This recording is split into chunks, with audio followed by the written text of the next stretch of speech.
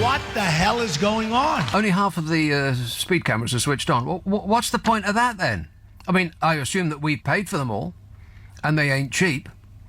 Even though CCTV cameras are so rubbish that any image of them or from them you can barely tell it's a human being, let alone which human being it is.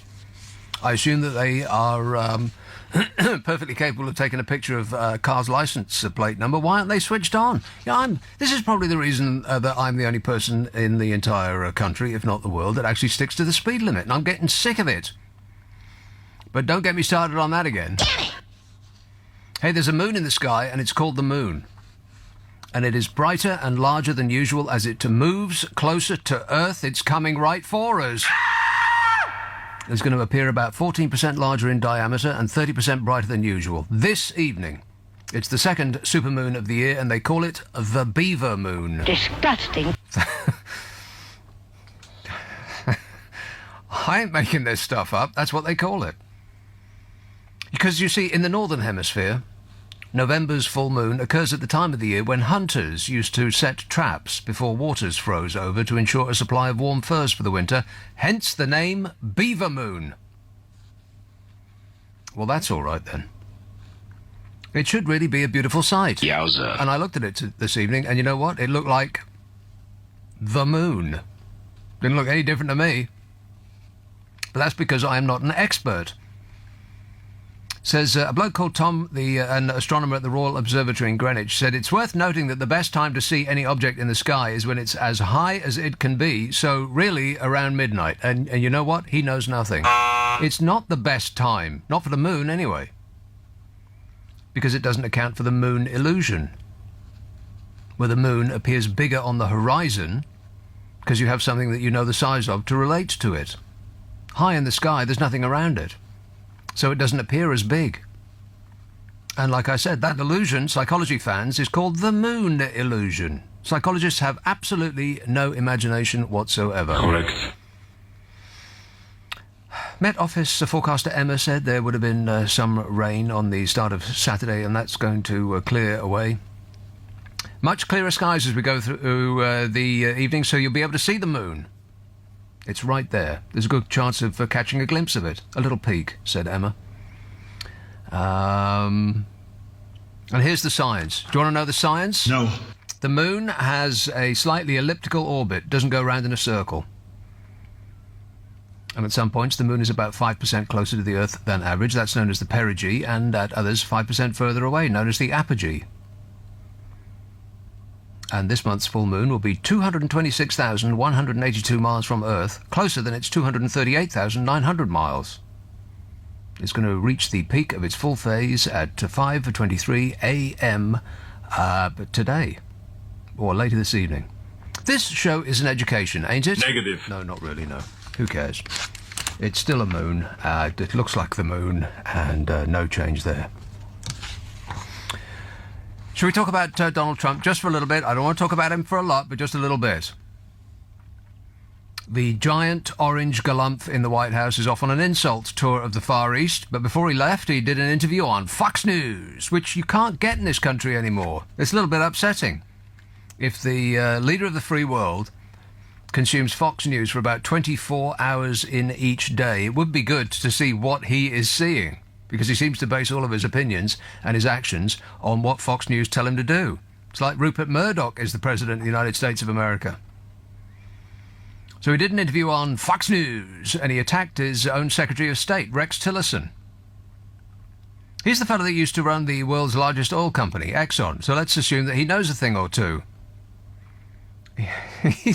In fact, we don't need to assume it, because we know that he knows a thing or two, because he's the one that is reported to have called Trump a bleeping moron. Not just a moron, a bleeping moron. Which Donald Trump would disagree vehemently with, and say probably something of the order of... Trust me, I'm like a smart person. Yeah, like a bleeping moron. Now, the State Department is what Rex Tillerson is running, supposedly. He is the Secretary of State, and that is normally where foreign policy is formed. But Ancient Orange said that he alone determines U.S. foreign policy. This is a direct quote. I'm not making this up. He said, "The one that matters is me. I am the only one that matters because when it comes to it, that's what the foreign policy is going to be." He has turned into the Edina Ronay of presidents. He's the absolutely fabulous leader of the free world. I'm sorry if this sounds selfish, but it's me, me, me. And he was asked if he planned to keep this Rex Tillerson, his Secretary of State, on board for the rest of his term. And Trump told Fox News, "Well, we'll see. I don't know." It's like he's still hosting that stupid "You're Fired" game off the telly. Will he last or will he get the boot? Tune in after the break. And a top Foreign Affairs Democrat said, "One would hope that if Trump's the only one that matters, that at least he gets some feedback from top staff who perhaps can know a little bit more about some of the things than he does." Which sounds a lot to me, Donny, like he's calling you a moron too. Like to punch him in the face. He said, Trump said, "I want my vision, but my vision is my vision."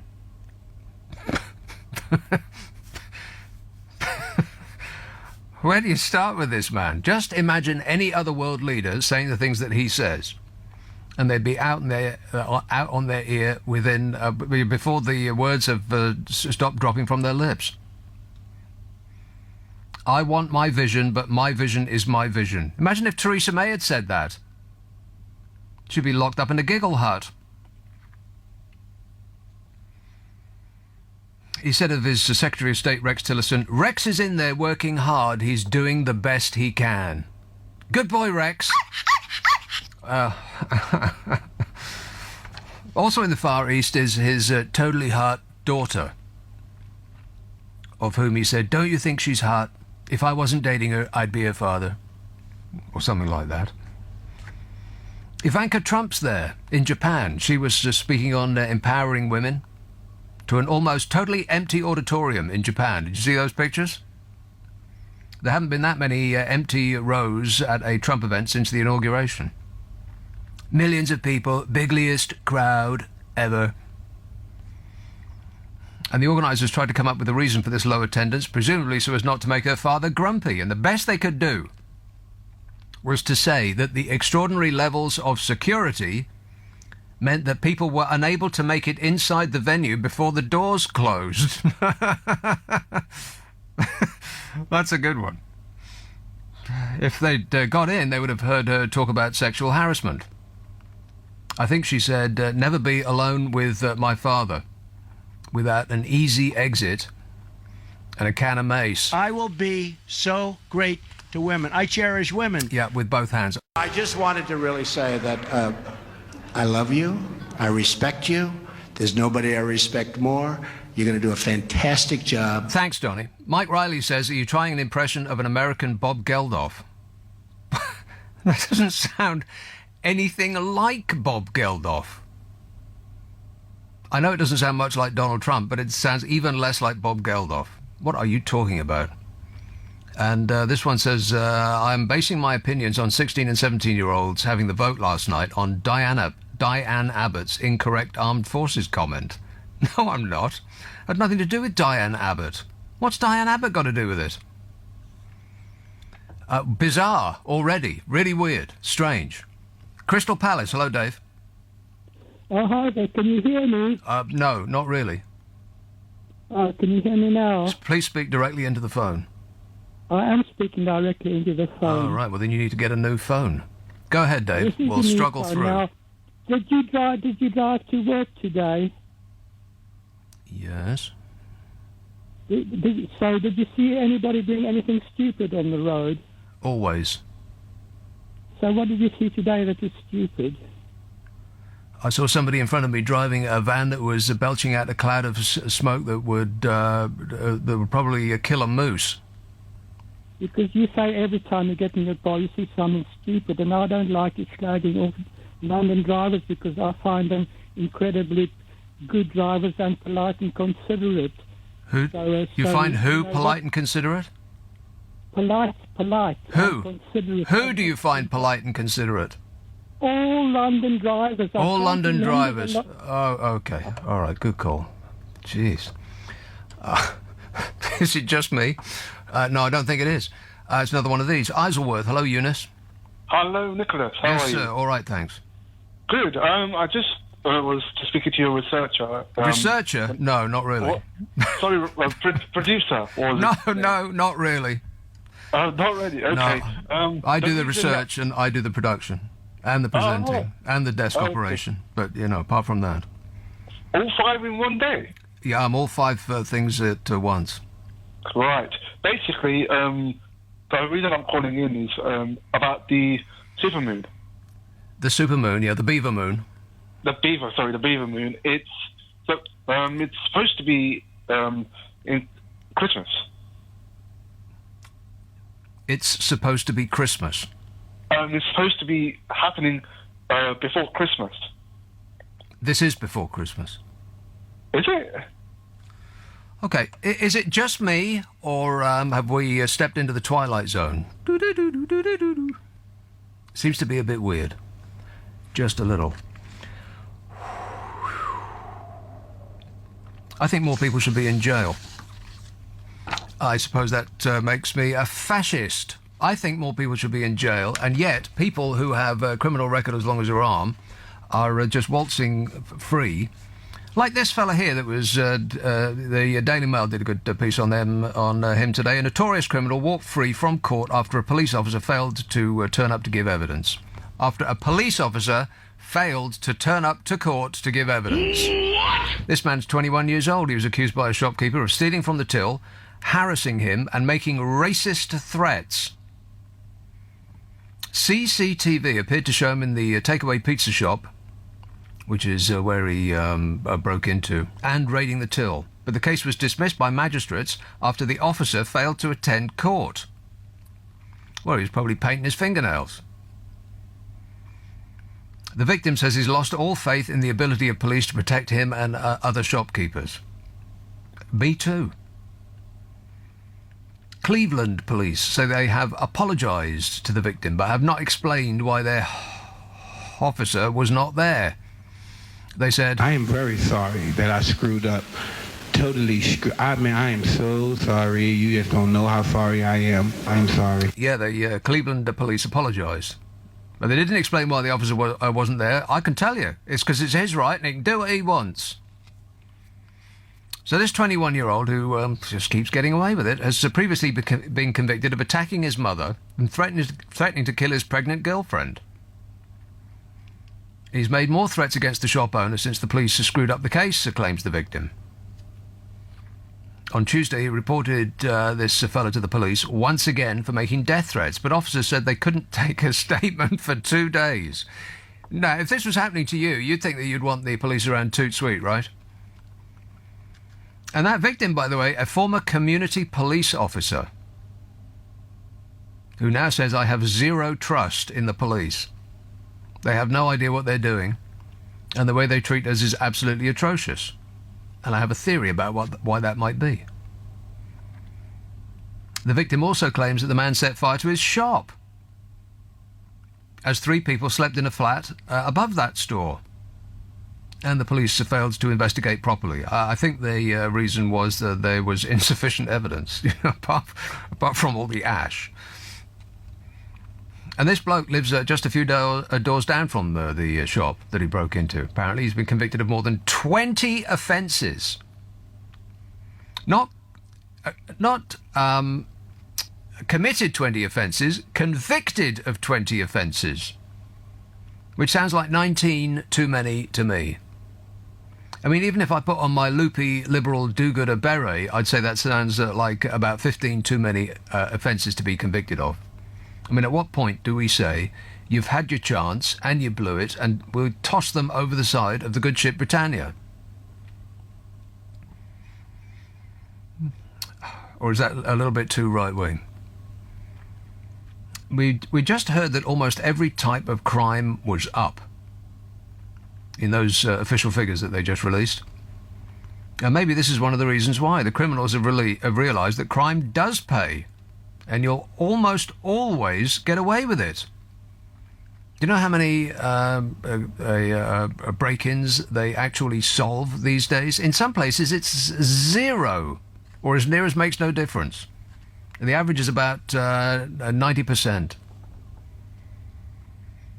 And the problem is, it's not that thousands of crimes are being committed by thousands of people. Thousands of crimes are being committed by tens of people. It's the same ones, over and over and over again, and they're just getting away with it. And who was responsible for the reduction in police numbers that would have the biggest impact on their ability to do something about it? What is the name of the person responsible for this calamity? Well, whoever it is, we can be absolutely sure that she isn't in a position of responsibility. I mean, it's not like she's Prime Minister or anything. I'm just reading these as they're being put up by the fellow through the glass. John in Salford says, if that so-called presenter described... Oh, God. Have you done this before? The first call he put up for me was, what was it? I don't know, a few fewer drunks and a little less abuse would be a good idea. It'd make me feel more comfortable. Southampton, hello, Sally. Hello, Nick. Oh, like I said. Nick. Yes, Sally. Hello. Yes, Sally. Hello, Nick. It's going very well so far. Yes, Sally. Hello. I've got to just tell you, I rush home from bingo on a Friday night just to listen to your show. Right. What did you win this evening? Well, I'm chatting to you about this driving. Yeah, but what did you win this evening? Oh, no, that was Friday night. This is Saturday night. Right. So it must have been a long way away. You had to rush home from Friday night on a Friday, but I have to rush home on a Friday just to listen to me on Saturday, yeah. Yeah, we're on Saturday. Anyway, this mad driving, yeah, I am pushed. When I'm going at 40 miles an hour, I am pushed to do 60. Where? On the motorways. You do 40 miles an hour on the motorways. Not even I drive that slowly. You shouldn't be doing 40 mile an hour on the motorways. There's also a minimum speed at which it is safe to drive on the... whether you pick up speed before you go onto the motorway, Sally? Yeah. You know when you come on, you've got to go a little bit slow. No. I am pushed to go on. But don't go slow. I've actually rung you. I want you to do a topic on social services. Yeah, I'll do that straight away, because this is a request show. Can we do that now? Yeah, hold your breath. Oh, my God. Donald in Maybury in Scotland says, full or full moon might be the reason. The callers are crazy. Yeah, that may be one of the reasons. Why they're being put through, I have no idea. Ladbroke Grove. Hello, Jordan. Hi, Nick. How are you? All right, thanks. Yeah, that's good. Sorry, you had me in tears a second ago listening to some of the calls. Yeah, well, I was crying myself. Inside. I'm smiling outside. Inside, I'm crying. I'm not too sure what's going on. No. Yeah, I was just listening to your point about the reduction in police and the crime rates and stuff like that. Being from Ladbroke Grove myself, there's quite a bit of crime and stuff like that. However, I know many, many people where they have had crimes against them, such as burglaries or, anything, and they don't even bother reporting it anymore because the police simply don't really do anything about it in their eyes. You know? I completely believe that. I mean, if the police don't even show up, then that doesn't give you full confidence in their ability to solve the crime, or really confidence in their interest. Exactly, 100%. And just another point, because I'm 21 years old myself, and basically my car was being broken into about a month ago. I called the police, I told them everything, and as soon as they could tell I was relatively young, they didn't even bother showing up when it happened.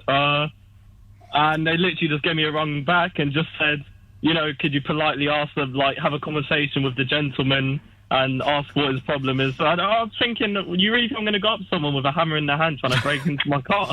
Well, I had it worse than that. This is a little while ago now when this radio station used to come from Ladbroke Grove, as a matter of fact. It was just probably down the road from where you are.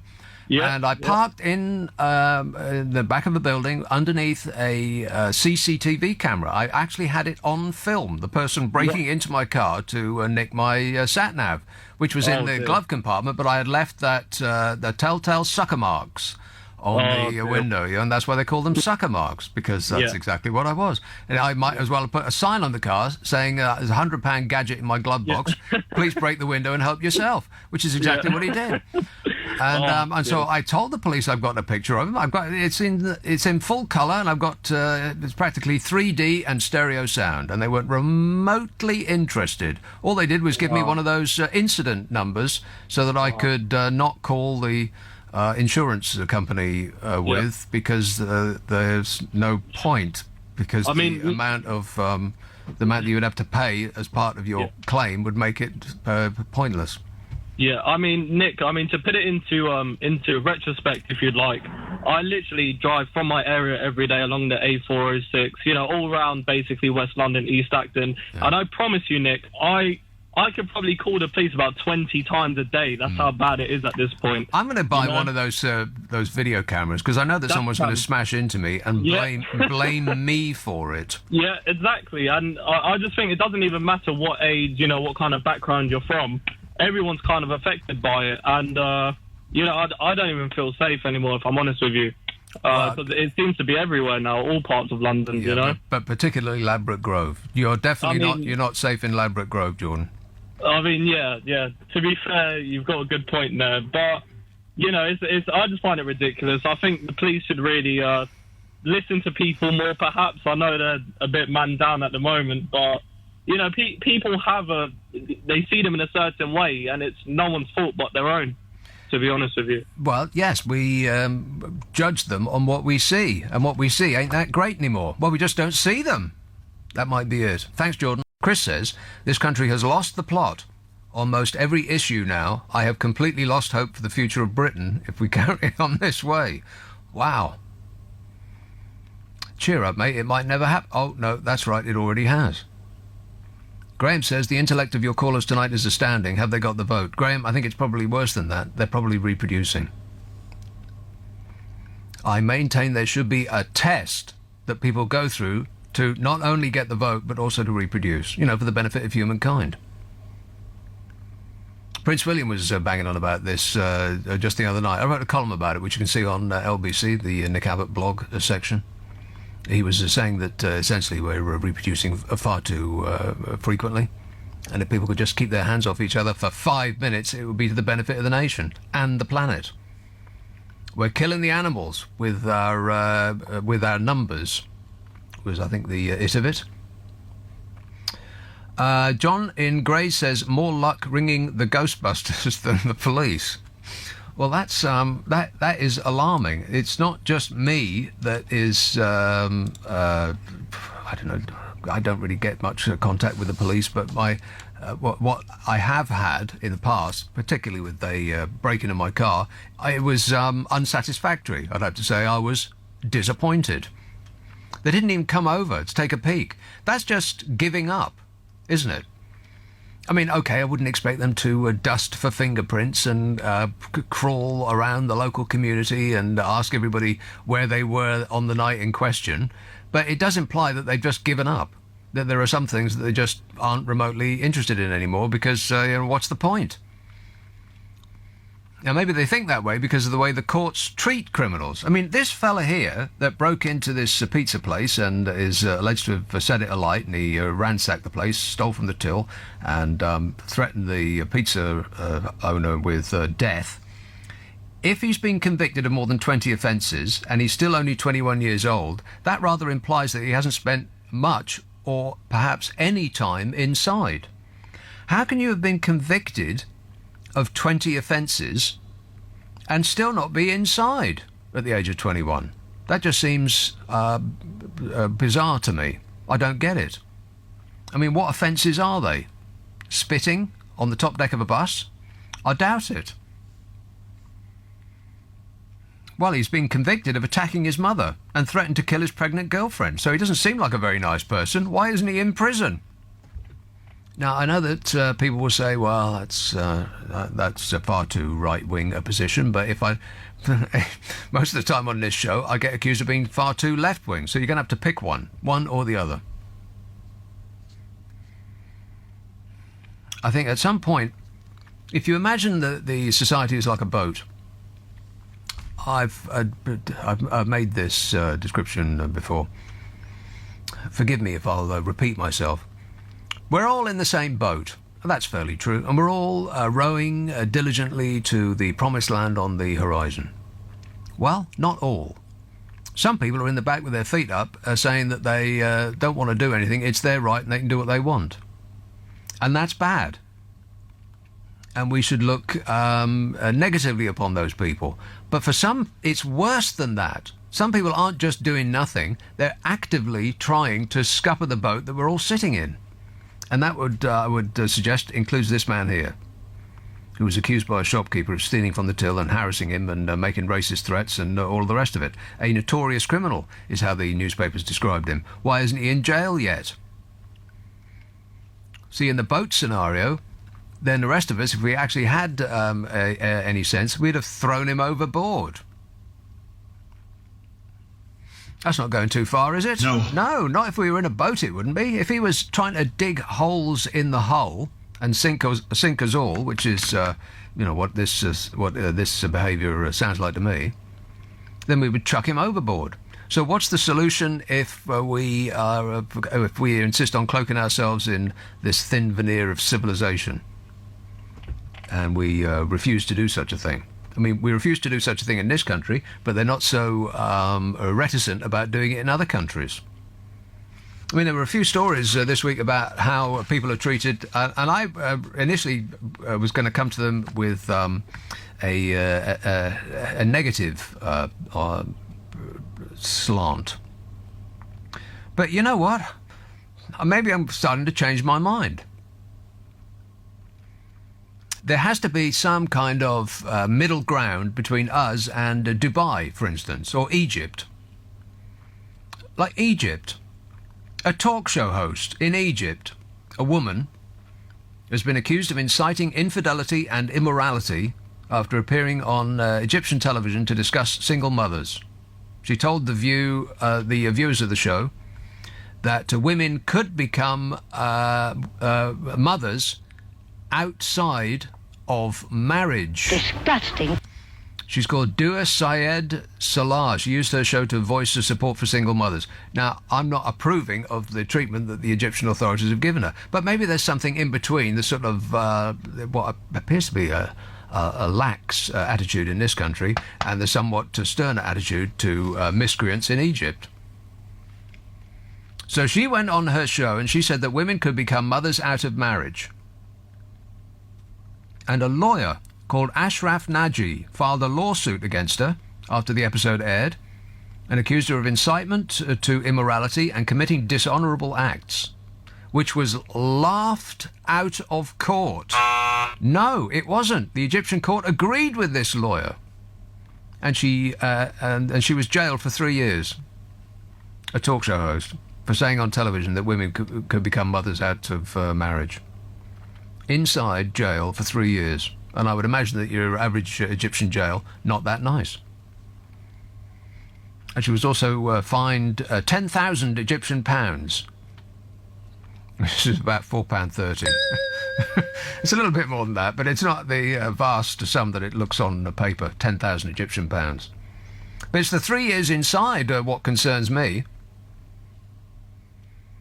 Now, the network which aired this show stopped putting the programme out and accused the host of crossing the line and discussing topics that were in contrast to Egypt's family values principles.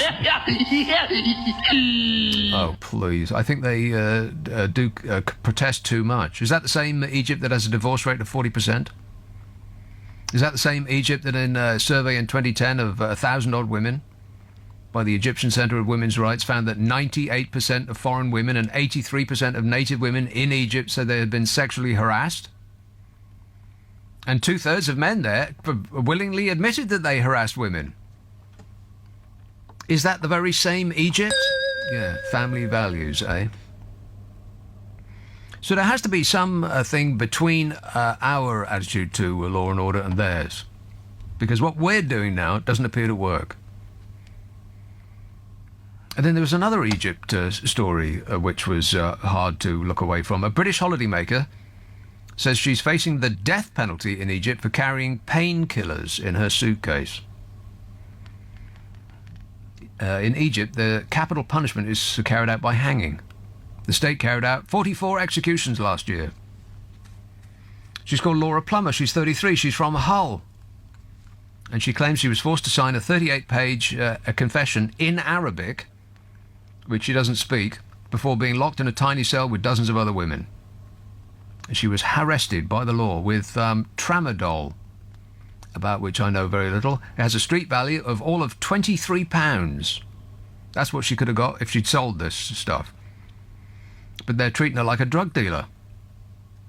And she flew into the Red Sea beach resort for a break with her Egyptian husband called Omar.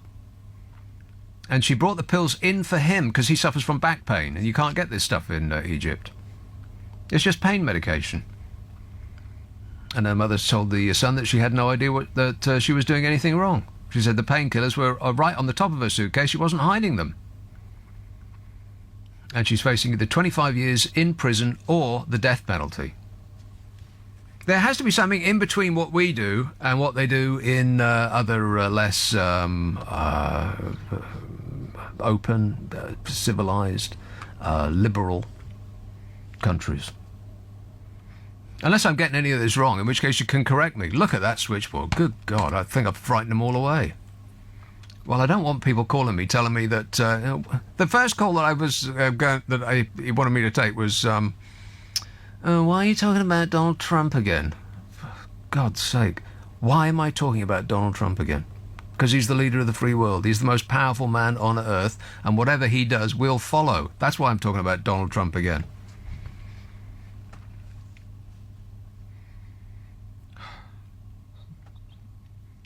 When you start irritated, you kind of stay irritated. I'll be all right after the news. I'll calm down. I'll be, much more open and friendly.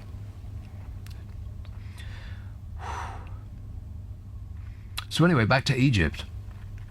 Can you imagine taking in about 20 prescription pills for your husband who suffers from back pain, and the penalty for that is death? There has to be something in between what the Egyptians do and what we do.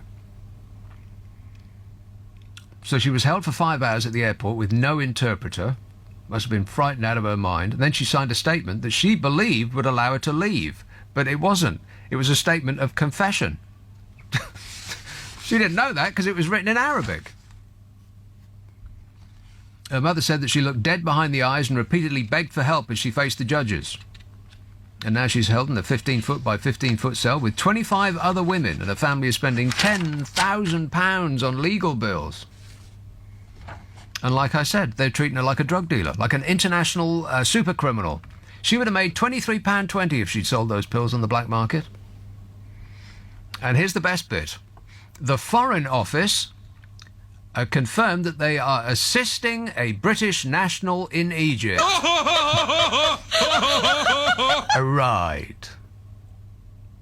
I wouldn't hold your breath for any assistance, because we sold £123 million of arms to the Egyptians in 3 years alone.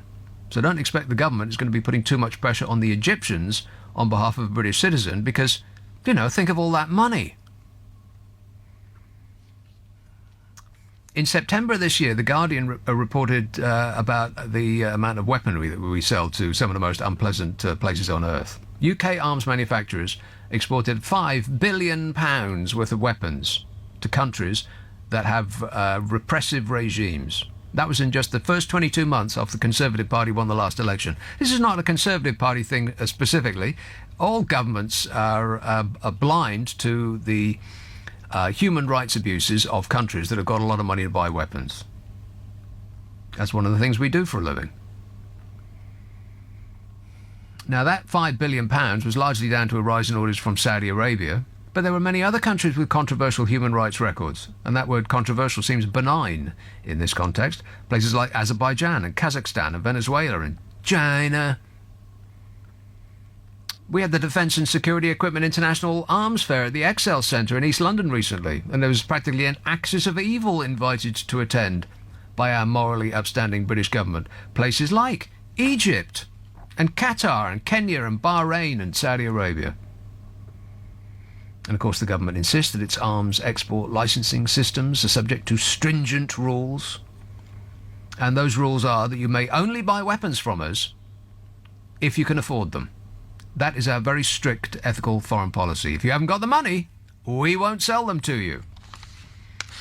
And it also does inform how much help you will get from the Foreign Office if you will wind up in trouble in Egypt. I recommend you don't go there. Why anybody would fly over Italy to get to anywhere else to go on holiday is a mystery. I enjoy working with people. Well, enjoy is a strong word. But coincidentally, here is a person called Joy in Islington. Excuse me, Nick. How Joy. are you? I'm great, mate. Okay. Now, Tramadol. Obviously, this person's lawyer has advised them, but the information you read out is incorrect. Unless we're talking about maybe half a tablet or one tablet. Tramadol happens to be one of the most addictive painkiller drugs that exist, just like opiates and what have you. Also, the street value most certainly can't be £23 because it is also quite expensive. Yeah, but but that depends on how many pills there are. Exactly, that was my first one. I thought, unless it's maybe half a pill or one pill, £23 or what have you. But the point I'm making is anyone who has ever had to be prescribed Tramadol, one of the main points that they stress out to every patient, and they would only prescribe Tramadol in certain cases, and might happen to have been one of those, whereby is made clear to you, extremely addictive, and they avoid prescribing more than one doses at a time, maybe 1 week's supply at a time. And usually that's because they've looked into certain medical cases and what have you. So the street value definitely won't be £23. That was just a joke. And also, if anyone else came from another country into this country with, say, marijuana or what have you, something like... But it's not marijuana. It's not an illegal drug. It's a prescription drug. It's a prescription. Did she relay that to the customs people? Did she relay that to anyone that she should have done so? Did she play her role? I'm surprised. She's probably innocent. Listen, okay, all right, wait. You seem to be backing up the notion that taking 20-odd pills of a painkiller into a country is worthy of the death penalty. Guess what?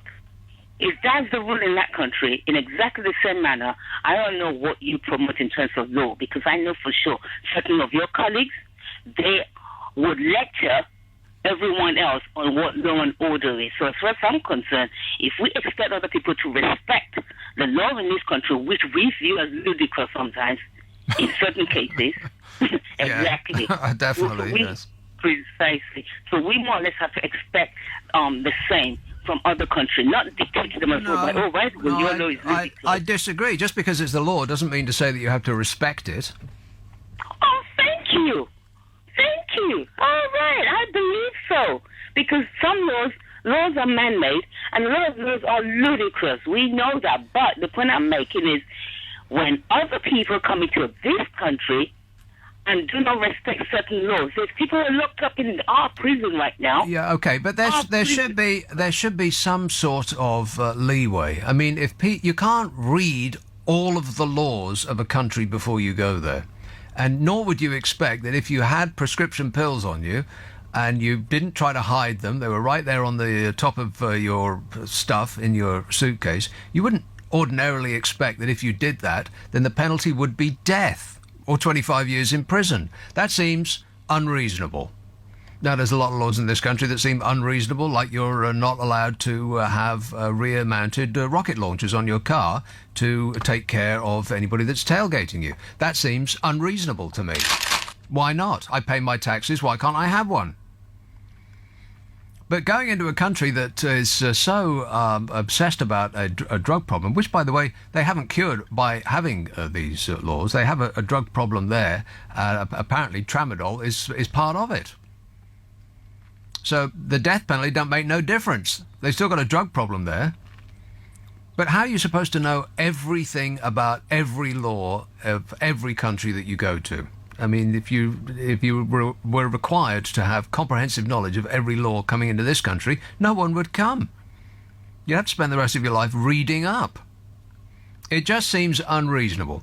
Like I said before, it seems as though there is some sort of middle ground between the sort of kind of lax and laissez-faire, at least that's what it looks like on the surface to me, attitude that we have to crime in this country, allowing people to commit crimes over and over and over and over again, and nothing ever happens. And the message, the government is always going on about sending a message, we must send a strong message, and the strong message that they're sending is that you can commit as many crimes as you like, you can just keep getting away with it.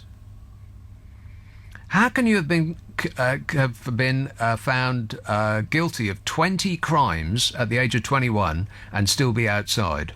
I don't get it. What kind of crimes are we talking about? Putting out the plastic recycling on the week when it's supposed to be paper? It's madness. Some countries go way too far. Well, maybe some countries just haven't caught up with the modern world yet. That's actually probably what it is. Dubai is another one. There was another horror story about some guy in Dubai. Why anybody would want to go there on holiday is just absolutely mystifying. I mean, for a start, it's so hot that you could explode if you leave your air-conditioned hotel. You just burst into flames. It's so hot out there. Why would you want to go there? Plus, how many nightmare stories about tourists over there do you want to read before you decide that maybe Spain or France or Italy would be a better idea? Or stay at home? Perfectly pleasant-ish. But there has to be some kind of middle ground between what we do, which doesn't appear to be very much at all, and what they do in Dubai and Egypt and, sometimes even America, because America will send people away for what seems like an unusual amount of time. But in America, it's a bit different. In America, you just follow the money. The American legal system seems to be a money-making opportunity, whereas in other countries it's more like the moral police are covering up their own failings and inadequacies. I suspect that's what that is. But that's just my viewpoint. What's yours? Everything is going extremely well. You bet your life it is. Mikey says tramadol is derived from an opium substitute. What, you mean it is an opium substitute? He says Farage was on it for back pain. It's a heavy drug. Well, Nigel Farage was on a heavy drug. Well, that explains a lot. I'm a nutcase. Pauline in Milton Keynes says, I try and avoid nursing night shifts on a full moon. The ward goes crazy. Even the babies play up.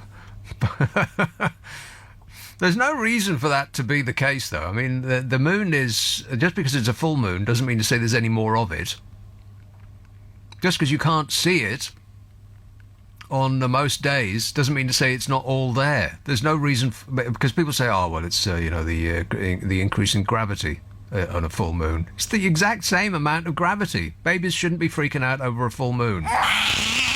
I think it's just that we associate a full moon with light outside, and when there's light outside, before we had electricity, then people could slip out for a bit of a gallivant. Disgusting. And lark about the place by the light of the full moon. Because if it's a new moon, much, much darker, so the tendency would be to stay in before the advent of electricity. I think that's where that comes from, that people think people go crazy in a full moon. I don't believe that that's true. But that's just my opinion. Southend. Hello, Chris. Oh, good evening, Nick. Thanks for taking my call. Thanks for making your call. Oh, God, honestly. What you were saying earlier, really, I mean, I'm surprised there's not rioting on the streets, Nick, about this. How, burglaries now are practically being unsolved. I mean... In some places, it is almost 100% of burglaries remain unsolved. Almost 100%. The average is 90% unsolved, which means that it's a great way to make money because you're almost never going to get caught. I mean, honestly, I might as well stick a sign outside my house saying "burgle me." That's what I might as well do because like you say, it's amazing. I mean, the thing is, I do agree with you that I mean, people go on about, we need to have, what's the word, a progressive justice system, rehabilitation. But the problem is, you see... But we're not rehabilitating. People aren't rehabilitating. Yes, they're not being the recidivism rate, I can't remember exactly what it is, so I'll just make it up. It's about 80-90% recidivism.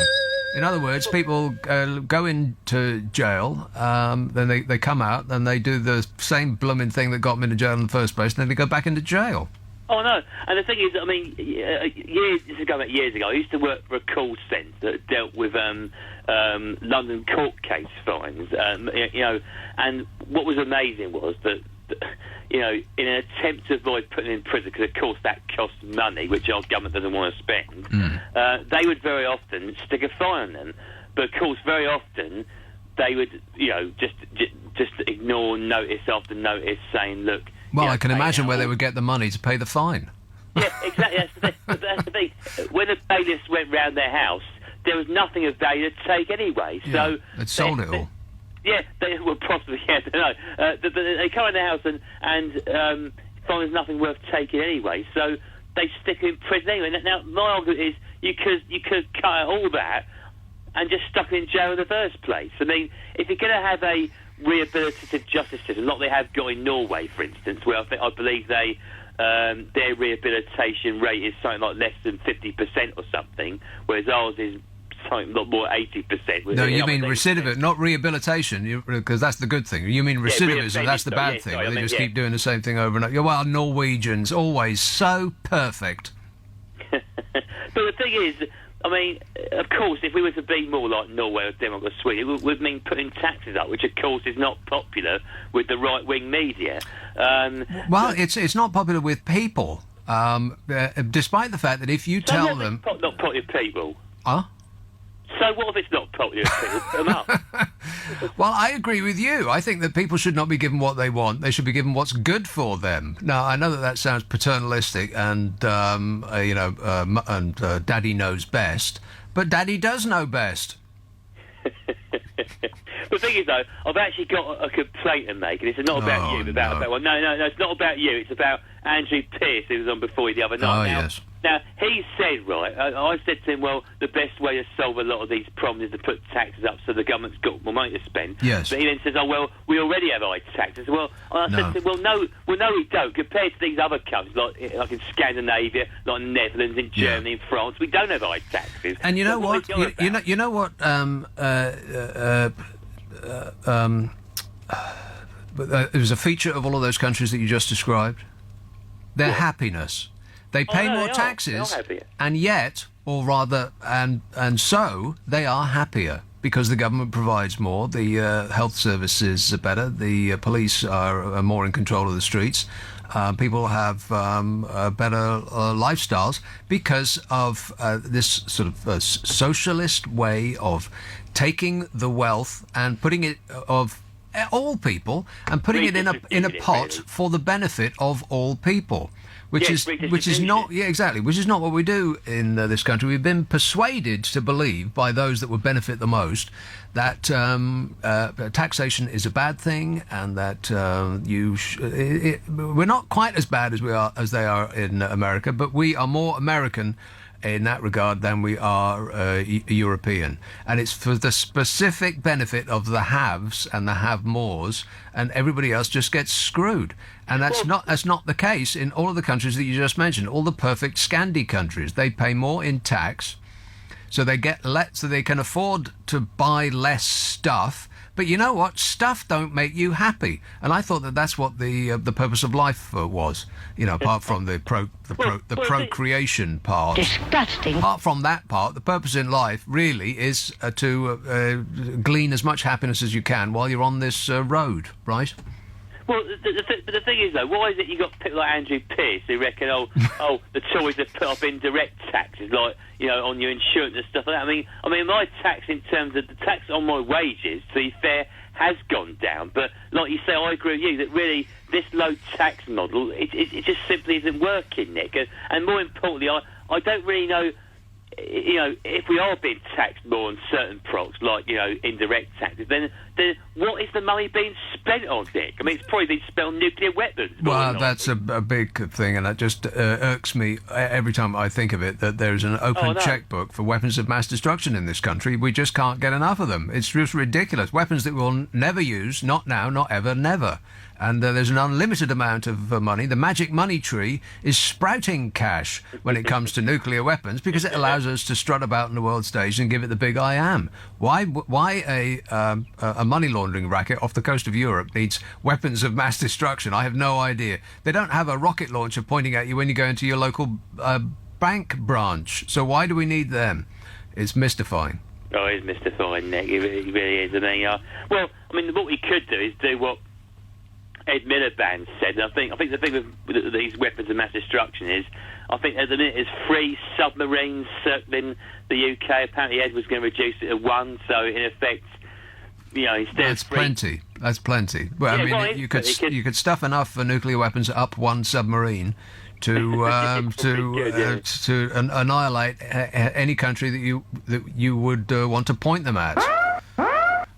No problem at all. One's enough. Ed Miliband is right. I can't believe that I've just said that. He is right, Nick. I mean, doesn't matter you call it your bacon sandwich or the press. But the thing I was going to chat to you as well about, you see, I just wonder as well, I just got a mental image of that. That's seared into my mind, him trying to eat a bacon sandwich. Well, poor bloke, we all look weird when we're eating. That's why they don't have mirrored tables in restaurants.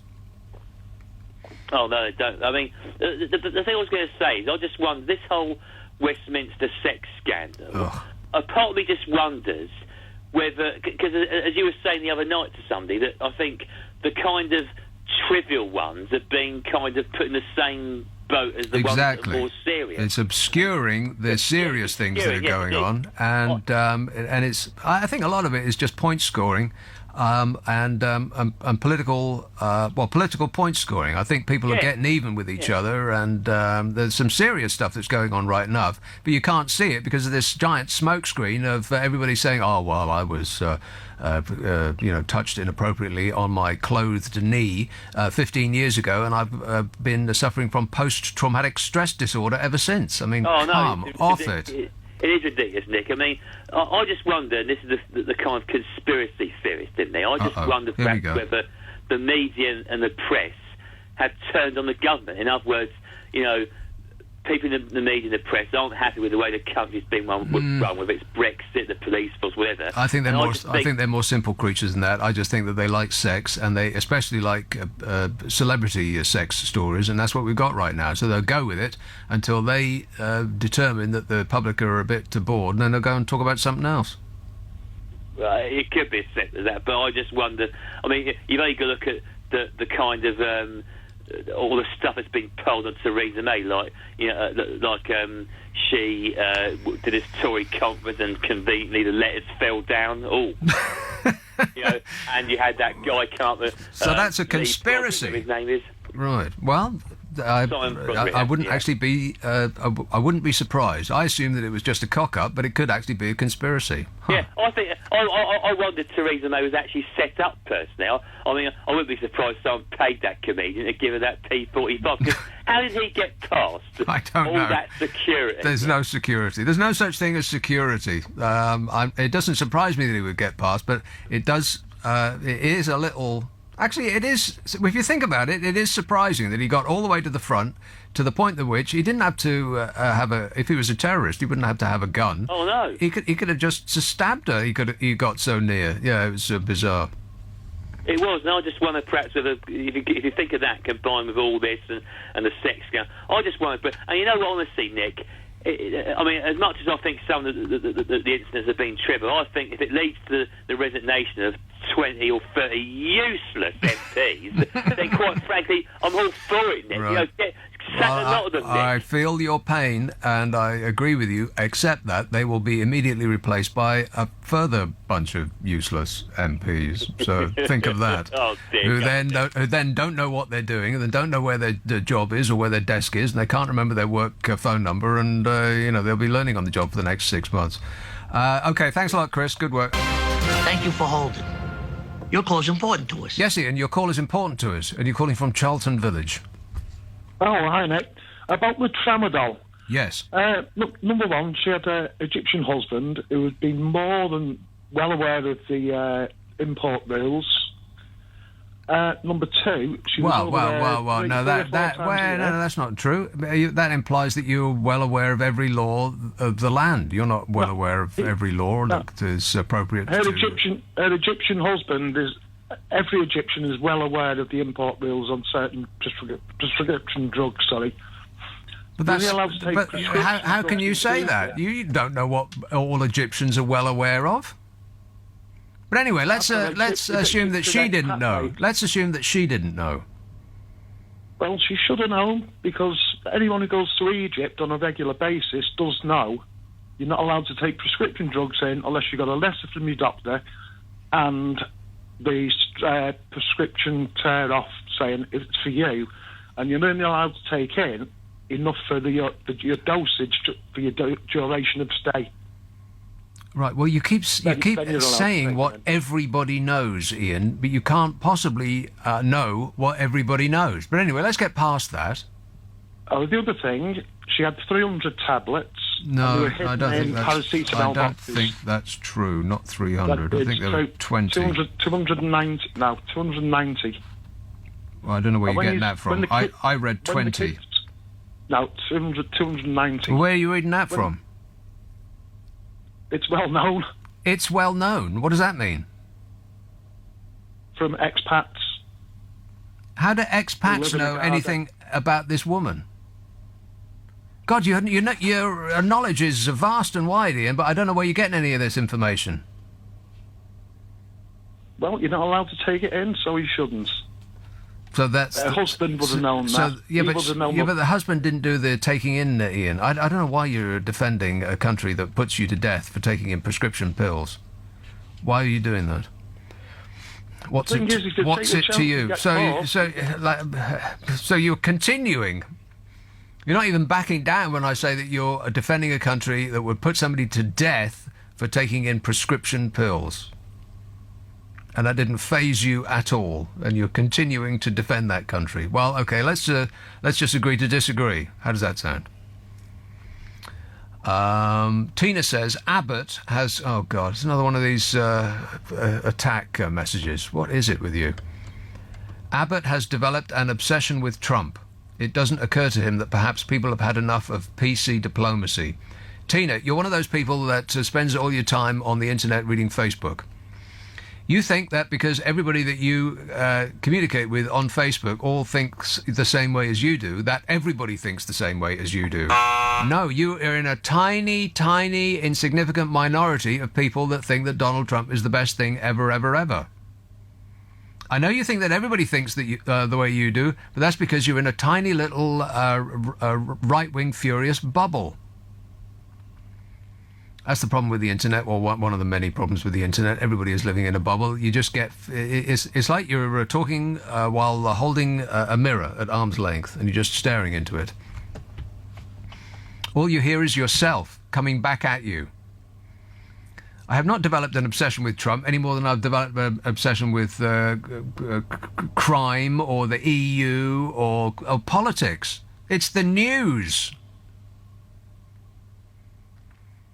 And that people like you think that you have somehow won the lottery. Now you have got a rude racist as the leader of the free world. Your life is going to continue to be just as miserable as it is now, Tina. You ain't won nothing. Same with the people that are glorying in the EU.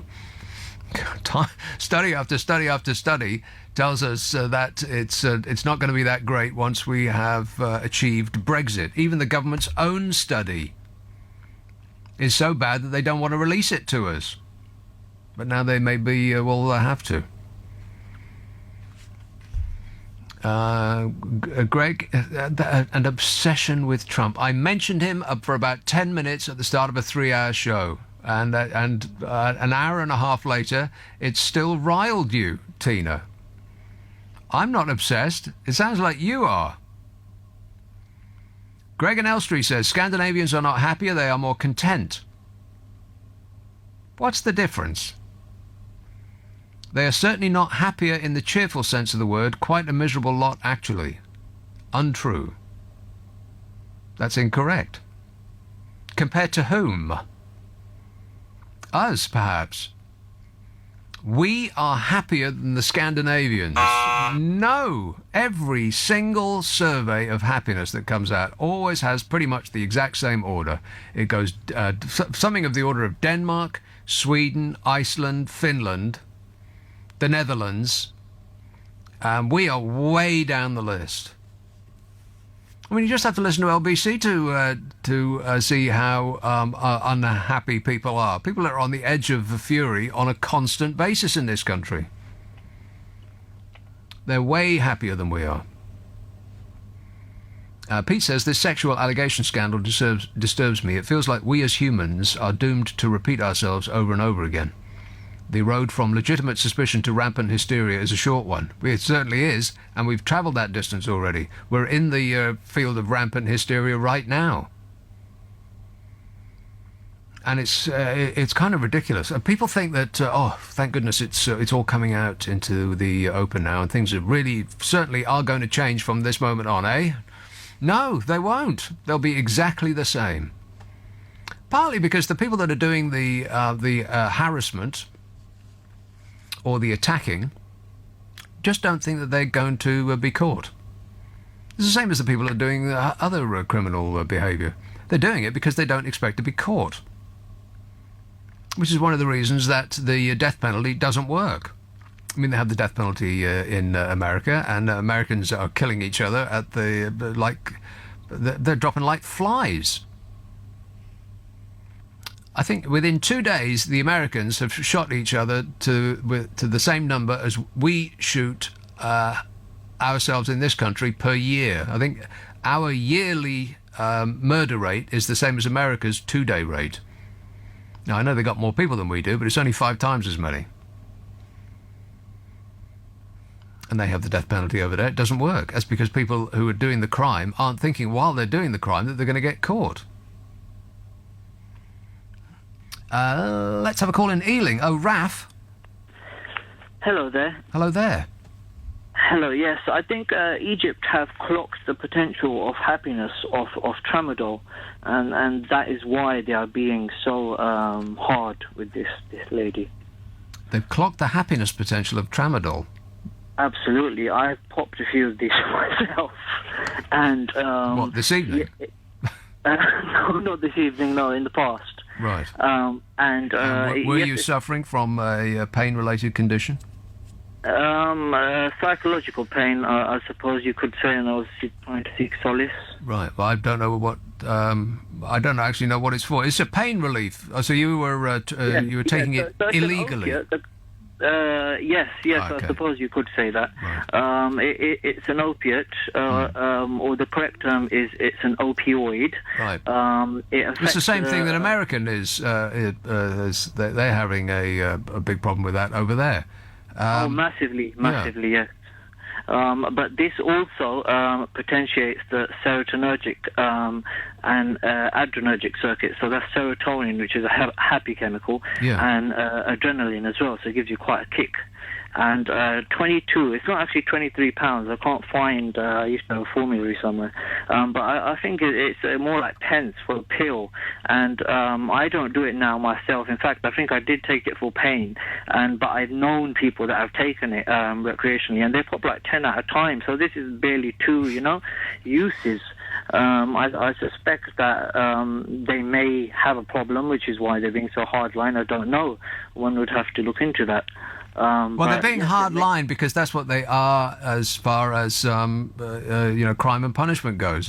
They're a very hard-line people, same as Dubai. I've got a story about another story about some hapless British tourist, or I think he's a worker there actually, who fell foul of the law in Dubai. It seems to be an extreme over in that area. They just seem to be. It's like they haven't caught up with the modern world in that regard. But we appear, on the surface, at least, to have gone in a little too far in the opposite direction. We just seem to be a little too lax on some things, and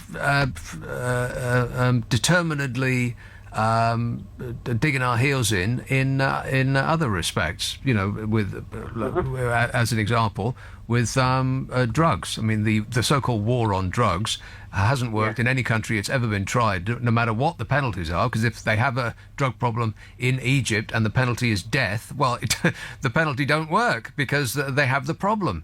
So, you know, the war on drugs, they just keep doing the same thing over and over and over again in this country, which has been proven not to work. And I suspect because they are politicians are frightened about doing anything else, because any negative consequences or stories that result from their actions would go back on them. If they do nothing, then they can't be blamed for any negative consequences of their inaction, only their action. That's why they do nothing, I suspect.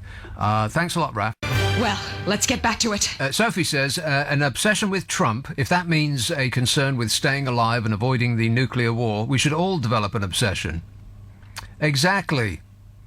Just because it's happening 3,000 miles away in Washington doesn't mean to say that we are not affected by every little silly thing that man does. It's because he's not a very nice person. Donald Trump is a very nice person. Once again, I stand corrected. Catherine says, please don't stop talking about Donald Trump. It's the only reason why I tune in and download the show. I'm not going to stop talking about Donald Trump just because a few crazed people on the right to think that they've won the lottery now that Donald Trump is in the White House and they've got Brexit. That finally their life is going to be turned around. What I find comical is that those are the same people that accuse those on the left of being snowflakes. But it's the reverse. It's the other way round. It's people on the far right that seem to throw their dummy out the pram every time they hear something that they don't like on the radio. Whining. And they seem to also think that they have the right to change radio shows and probably newspaper, the direction in which newspapers go and the television programs and all the rest of it every time they hear something that they don't like the sound of. Stop whining. Would be a good idea. Graham says, my missus and I have decided to provide for our future care by going on a robbery spree. If we get caught, we'll be in a cosy open prison and we'll be in clover, says Graham. Well, that sounds like a pretty good idea. Martin says, if anyone tried to burgle my house, they'd leave a donation. It's hard to know what people are actually burgling, because all those stereo things that used to be worth nicking aren't really anymore. I mean, they're giving them away with 10 gallons of petrol now, stereos. It used to be that video recorders were the thing to nick, but nobody's got one of them anymore. Everything's online. I mean, what are you going to steal if you break into somebody's house? I mean, people don't really have jewellery. They haven't got antiques. I don't get I mean, there is a certain element of danger breaking into somebody's house. I mean, not so much in this country, but in America, I suppose. You get met by a stern response. But there is an element of risk because, well, it could be anything in there. You could get your bits bitten. So it must be lucrative in some way. I just don't know what they're stealing that makes it so. Maybe it's smartphones, I suppose. That's what they're after. But people don't leave their smartphones at home and leave the house. So that don't make no sense neither. Ren says my two, 12 and 13, are the only two at their school without a smartphone. I've explained why they don't need one, and they're happy and speak and stuff. Well, they're not learning the language from you, are they? They're happy and speak and stuff. Your smartphone is not making you happier. Facebook is not making you happier, and Twitter is definitely not making you happier. If you just went on a detox, an electronic detox, you would be HAPPY. And I think that is completely correct in every respect. Affirmative. Just put the screen down. Stop staring at the screen. It doesn't make you feel good. It makes you feel bad. It puts you on edge. Yeah, I've said this before. I read almost everything off a screen, and there's nothing pleasant about it. I don't gain any pleasure from it at all. Newspapers, the beauty of a paper newspaper is that you know where the end is. Now, I know that might sound a little silly to say, but just think of it. You know how... And if you read an article in the magazine, are you like me and you flip to the end just to see how long the article is? Because, sometimes you get into one and it just goes on and on and on. You think, oh, blimey, I wish I'd known that it was 5 pages long when I started, because I wouldn't have started. Well, the thing with the newspaper is you know where it ends. There is a finite limit to the amount of stories in a newspaper. But online, it goes on forever. There is no end online. It's endless, and there is something unnerving, discombobulating about that. There is no end. So, be happy that you are alive when newspapers exist. Even if you should take one, just pick one, anyone, doesn't really matter. You'll miss them when they're gone. Here's a call in Edinburgh. Hello, Trevor. Hello there. Hello there. Hello there. Hello there to you. I was just phoning because I liked what you were actually saying just a minute ago about people looking at screens, Facebook, Twitter and all that, and how it doesn't make you feel good. It doesn't. Here's a conspiracy theory for you. It's just a joke one. It's a spoof one. Could it be that the Twitter and Facebook and the newspapers are all involved with helping drug companies to sell antidepressant pills? We'll put out the really bad news. Everybody will read it, get really depressed. Then they'll go to the doctor and get prescribed these drugs, antidepressants. Then they'll get the prescription. We'll get paid through the National Health Service. We're making a lot of money out of this. So we'll just keep this line going that every time you pick up a newspaper, Facebook and Twitter are very, very depressing. You do read factual information now and again. I stopped reading them. Nugget. But it is true what you say, because you can go on. I'll tell you another thing. I don't know if I'm allowed to mention its name, but it's on the TV, and it's a channel you can tune into. Am I allowed to say its name? On a television channel? It's not a channel on... It's a special channel. It's a channel that puts out information on all sorts of things, a bit like Facebook or Twitter. It's not your regular... your channels that put out films and news. And well, I'm drama. intrigued. Can you tell us what it is before you tell us what the name is, and then I'll decide if you can tell us what the name is? Well, it's a channel that anybody could go onto the TV that's got TiVo or any of the things that allow you to access online services on TV. Right. And the only reason I mention it is because it's one of these channels that puts out what you would call fake news. And fake news is like stories that are made up. Like, I read one the other night on this channel, and it was talking about how it was imminently on the verge of a third nuclear war because of North Korea, right?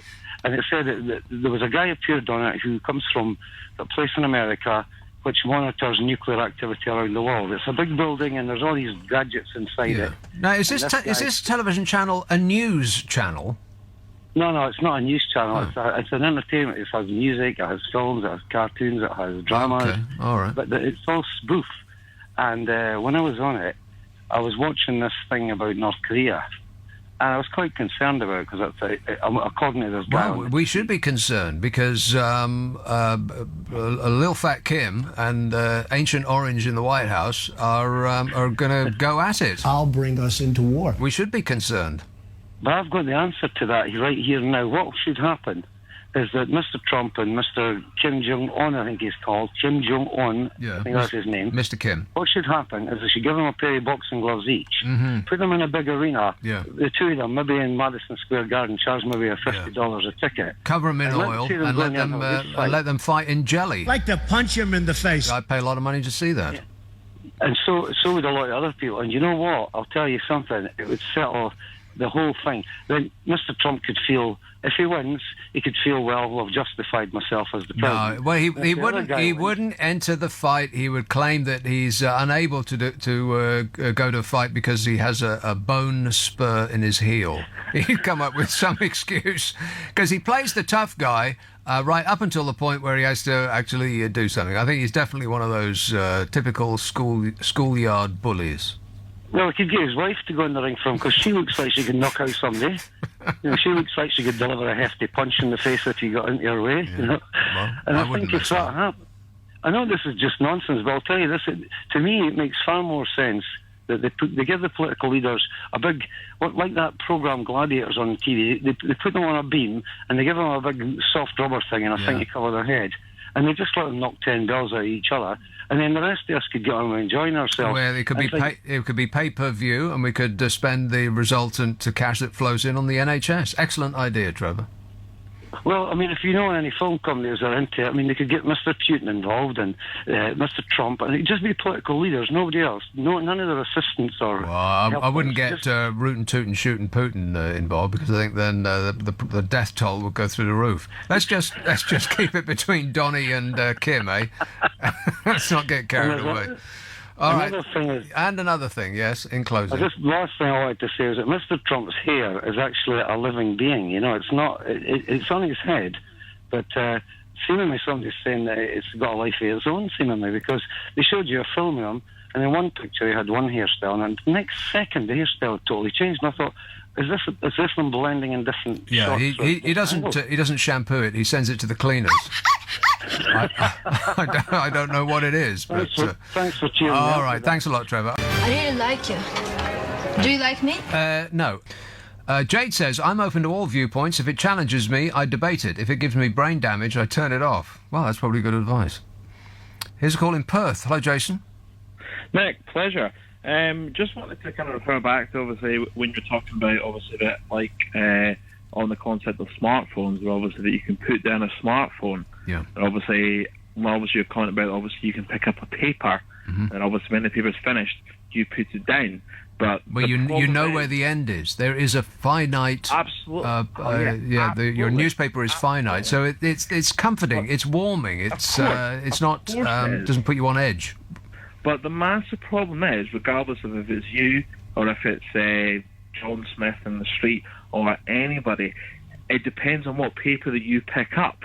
So the thing is that if you see, for example, like a major headline, okay, so what you can do if you have a smartphone is that you can put that headline into a smartphone, and then obviously you can get multiple articles from various different, obviously, sort of media outlets, and then obviously decide for yourself. And it may be sort of like an intergenerational thing, like between yourself and myself. But I just think that obviously I totally agree with you put it in the paper. My father loves to buy a massive batch of Sunday papers and obviously put them in the bin literally after 2 hours after he had his brunch. Yeah. But I think the thing is, though, that when you were saying obviously the smartphones may be sort of detrimental to the younger generation, I totally disagree on the basis that it gives you, like a smartphone to them, that gives you a channel to sort of interpret things that you see by yourself. I do know what you're saying. You're saying that you can take a multitude of opinions and angles on every story. That's true. You can do, but most people don't do that. Most people stick with and that's the problem right there. Yeah, and that's the problem right there. And I think as well, obviously, when you said obviously the thing about the smartphone, that you like put that smartphone down, like it's frying your brain. Get your face out your phones, kids. Actually, sort of kind of creating a bigger channel for people to sort of kind of find out whether if it's like fake news. Yes, there is a lot of fake news out there, but I just think that one of the problems is, and especially 21st century Britain, is that people will stick to their papers, whether if it's the Sun or if it's the Mail, or if it's whatever. Like that, people that religiously look and read those papers, that's the only channel that they're ever going to know, and therefore that their opinion is literally sort of installed in them forever. Yeah, but I agree with that. But I agree with that. But the other side of it, as you describe, it is possible to get a multitude of opinions on each news story, but that's not what people do. So they tend to get the same a narrow view as people who read newspapers. The difference is that with a newspaper there is some element, I know that they're not always completely truthful and they don't always get everything right, but there is some element that you have to get past a guardian of veracity before you get your of course. piece printed in a newspaper. Whereas online, so. there is no such thing. Anybody can write anything they like online. Absolutely. Like, and I think obviously that's the genius of obviously press, because obviously that, like you just said there, obviously like anybody can write anything on write and obviously publish anything online. And it all looks the same. It all looks as valuable as everything else. But that's the at problem. the same time, though, that if you're employed, obviously, sort of by a paper, or you're a freelance journalist, and if you are funded by certain whatever within Parkers or which I will not divulge, they can literally obviously just tell you, right, I'll give you a ton of cash, and then you need to do this. Look for example, like a really simple go-to one, like in terms of obviously how the Sun obviously completely disgraced all the thing about the Hillsborough disaster, or look at in terms of obviously Brexit, where obviously certain papers are obviously peddling like on the immigrant basis thing, and everybody knows that Brexit is obviously it's obviously a complete disaster. I know yourself, that you know it's a disaster, but obviously purely because obviously you need to be neutral. I don't think that everybody knows that. I think there's a lot of people who think that they know that it's going to be, a beautiful sunlit uplands. To kind of summarise the point, as I was saying, it was just that because, I totally agree with you. I think sometimes reading the paper and putting it down maybe gives you like a bit of sort of kind of sanity, like, and a bit of kind of just a little break out about how it does. How so much media it slows your brain down just a little bit. But at the same time, I would rather have every person in this country far more informed. With obviously, you can pick a headline and look at certain channels. I agree. And obviously, also take their opinion on it. Let me summarise your summary. The internet is the greatest tool of information that we have that has ever been invented, but it's also the greatest tool of misinformation that's ever been invented. Absolutely. Sadly. Yeah, and then the trick is knowing which is which. Excellent work. Thanks a lot, Jason. Elaine says, I still have a video recorder and I am terrified of it being stolen as I can't buy another one. Trust me, Elaine, nobody wants your video recorder. I think you'll find that is completely correct in every respect. They wouldn't recognise what it is for a start. If they can't get the internet on it, they're not remotely interested. Nobody's interested in your video recorder, Elaine. But that is a problem. I mean, there must be a vast number of people who've still got a big library of videotapes. Many of which are, hang on a minute, I'm getting all caught up in my wires, many of which are irreplaceable, as is the recorder on which they're playing it. At some point it's going to break. At some point you won't be able to replace it and all those videotapes will become useless. Oh no! So think on, Elaine. And John says it's not a war on drugs, it's a war on people. A drug is an inanimate object. Well, that is true. I don't know about the war on drugs. You know what? I just don't get it. How many years must we go on doing the same thing over and over and over again with the exact same result, that people are taking drugs in ever larger amounts? And occasionally there will be some awful tale of somebody that has taken something and they have had a negative reaction to it. And I would suggest that the reason for that is because it's illegal. If you take a pill and you've got absolutely no idea what is in that pill, I mean, kids in clubs don't take a little shaving of a pill, they just pop one in their mouth. And they've got absolutely no idea what they've taken until an hour later when it starts happening for them. And the reason that they're taking something they've got absolutely no idea what it is not in spite of it being illegal, it's because it's illegal. I thought that the business of a government, the first order of business of any government, is to protect the people that have put the government in that position. And that is the opposite of what the government is doing with this totally failed war on drugs. Just continuing to give out the message that it's a winnable war. It's just absolutely preposterous. It's not been won anywhere it's ever been tried. Why are they still doing it? It can only be because they're fearful of doing anything else. It's the thing that's going to do for mankind. I've said this over and over. It's short-termism. Short-term gain, and to hell with the long-term. I think it's one of the reasons that's going to stop robot cars from achieving their potential. Is because politicians won't want to be the one that says, okay, robot cars can legally go on the road now, because there will be a crash. There's bound to be. And then that politician will be blamed for that action. If you just do nothing, you can't be blamed for the consequences of inaction. Makes sense to me. Kensington, hello, Richard. Hello. Hello. Hello. Yes, sir. Am I speaking with you?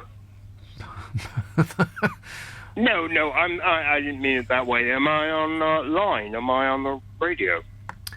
For a very brief period, Richard, yes. For a limited period only. Yeah, okay. Well, I just want to mention two things, that's all. The car thing and especially this phone thing. Yeah. Well, go ahead. Now would be the time. Yeah, well, I'm talking to you, man. Okay, well, the phone thing is incredible. I see people walking around with, say, a couple with a child, say about 4 years old, and they're all on their phones. They don't talk to each other. They don't communicate. It's incredible. I see this all the time. Yeah. The problem with social media is that it's not social. It's the opposite of social. Very much so. Very much so. I agree. It's also like a drug. All of those messages, those pings that go off, and those beeps and whirs, every time you get a message, it is like a drug. It is feeding that reward center in your brain that keeps you addicted to the phone. And this is not accidental, by the way. The people that organize or that write the programs that make social media run, it's not by accident that these pings and whirs and beeps keep happening, that they keep making you attend to your phone. It's deliberate. They're deliberately making you hooked on your phone. Why? Because it's the attention game. They want you to attend to them all the time. It's just eyes on adverts, unfortunately. What is curious is that you're not the customer of companies like Facebook and Twitter. You're the product. You've been turned into a product, you people who were using Facebook and Twitter, and there my knowledge ends. There's a wide variety of other social media programs that the kids use. I've got absolutely no idea what they are. What I said before is true, and you know what? I have benefited from doing it. I've stopped reading Facebook and Twitter. Just one day I thought, you know what? This is a complete waste of time. I'm not going to do this anymore. And do I feel as though I have missed out? No, not really. No, I don't feel I've missed anything. I feel that I haven't wasted a vast amount of time. And I don't feel like I've missed anything, and neither will you. You will not feel as though you've missed anything either. And the amount of time that you will have got back in your life will be enormous, because it's impossible just to spend 5 minutes looking at Facebook or Twitter.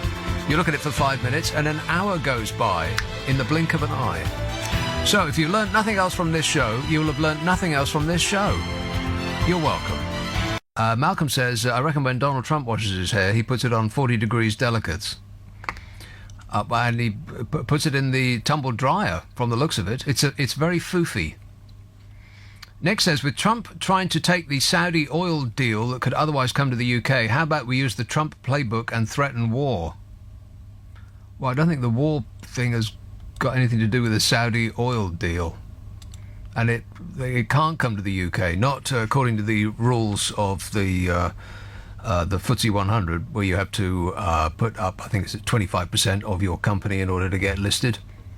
And they're not doing that. It's a very, very small percentage of the what is it, Aramco? I think 5%, something like that. So it's against the law. Can't do it. We can't have it. And a lot of accountants and lawyers are pulling their hair out. All of that money we're losing. Chris says, this country has completely lost the plot, in capital letters, like he's shouting at me. Lost the plot on almost every issue now. I have completely lost hope for the future of Britain if we carry on this way. What are you talking about? I actually have no idea when that message came in. It must have been in reference to something that I was talking about, but I've covered about 86,000 different topics since I started at 10 o'clock, so I don't know what that was about. Maybe it was about law and order. There ain't no law and order anymore. Milton Keynes. Hello, Peter. Hello, Nick. I've spoken to you quite a few times before, but I've got a new topic for you tonight that you raised earlier on about useless video players that you'd think a thief wouldn't bother stealing them. No. Right, well, I've got news for you, Nick. I've got two in my household, but the one I'll talk to you about tonight is the one in my bedroom because I'm not disturbing anyone else in the household while I'm using it. I am concerned about where this is going. You have a video player in your bedroom, Peter? It's called a DVD recorder. Oh, yes. Yeah, like most people would have in their house, which you put where you can either play pre-recorded discs on, or you can put blanks in and record off the telly, or record from other sources like Sky or wherever. Because if you wire it up, probably illegal. Yeah, but go on. It's not illegal. But, probably illegal, but go on. Probably illegal. But the beauty of this little machine is called a DMR-EZ47V. Oh, that's my favourite of the DLRs. Yeah. Get your listeners to look that one. No, I certainly will not do that. Well, whatever. And it'll come up with no longer available. Yeah. About 5-7 years old, whatever. Right. Alongside the DVD player, recorder, whatever, is a video player / recorder, but you wouldn't want to record onto it. Why? Yeah, that would be a crazy thing to do. Yeah, right. So I have quite a large collection of. Oh no. If I tell you what my main hobby is. Oh, please, Peter, God. This is not the show. You want to talk to Lucy on the previous show about your hobby. What about trains? Oh, that. Oh, well, that's all right then. Trains, yeah. Oh, okay. Thank goodness for that. And films and all sorts of things that are no longer available on DVD. I've tried. Mm-hmm. I don't want to go. I want to go the legal route. Anyway, what you do is you put a DVD into this machine. Yeah. Put it onto the longest play setting you can get, which on a normal DVD setting is around 8 hours, and you can then put in video after video into the machine. Most of them are about, say, 55 minutes long. Mm-hmm. You can therefore get anything. This is like listening to somebody reading out the instruction manual, Peter. I've never been so bored. No, I mean, I'm just saying, the thing is that for every DVD I have now got containing transfers, as I call them, from video transfers, they take up 8 DVDs, wow. which I can then take along to my local charity shop, though most of them won't take it anyway. No. You just have to take it to the local dump. Yeah, just throw it away. Yeah. Throw it away. Good idea. But at least I'm saving space. Okay, well, thanks for passing that on, Peter. It's been an inspiration. To us all. I'll say choo-choo night to you then. Okay, ta-da. I like the part the best when he said cheerio. Anthony says, I'm driving through Spain, returning to Marbella with my wife and little boy. Thanks for keeping us amused and not having to listen to Spanish radio. Arrrr. You're welcome. How are you hearing us down there on the radio? You didn't explain that. Please don't explain it. I don't need anybody explaining to me any further bits of their technology. Not now, not ever, never. Graham says, the only thing wrong with the internet is the internet. God knows what idiot invented it. Yeah, thanks a lot, Tim Berners-Lee. He's right, though. The only thing wrong with the internet is the internet. The internet is the greatest tool of information that's ever been invented. It's also the greatest tool of misinformation that's ever been invented. Because all of human life is on there. And pets, too. We like the cute pet videos, but as for the rest of it, not that much. If you stop using social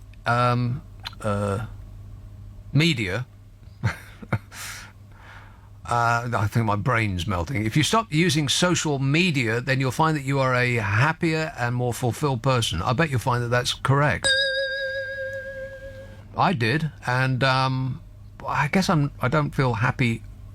I don't feel happy all the time, but then I don't feel as miserable as I might have done had I spent, hour upon endless hour trawling through Facebook looking for some good news. Or, maybe more accurately, some bad news by which I could compare my miserable life and feel better about it. Just rid yourself of all of that. Do something more entertaining and amusing, like watching television, for instance. I just much prefer lean-back media. All that lean-forward stuff, too much effort. You don't learn anything from it, not really. You learn more from television. No end of stuff you can learn off TV. Like looking at social media, what do you actually learn? What people ate for dinner. What their babies look like. Ugh. People and their babies. Your baby isn't cute, it's a ball of screaming snot. I mean that in the nicest possible way. Kensington, Richard. Hello. Yes, sir. Hello? Yes, sir. Yeah, it's interesting. Two things. Quite curious. The whole thing with the telephone thing, Wait a minute. Was I talking to you just before the news? Yeah. Oh, well, you can only call once. What, are you out of your mind?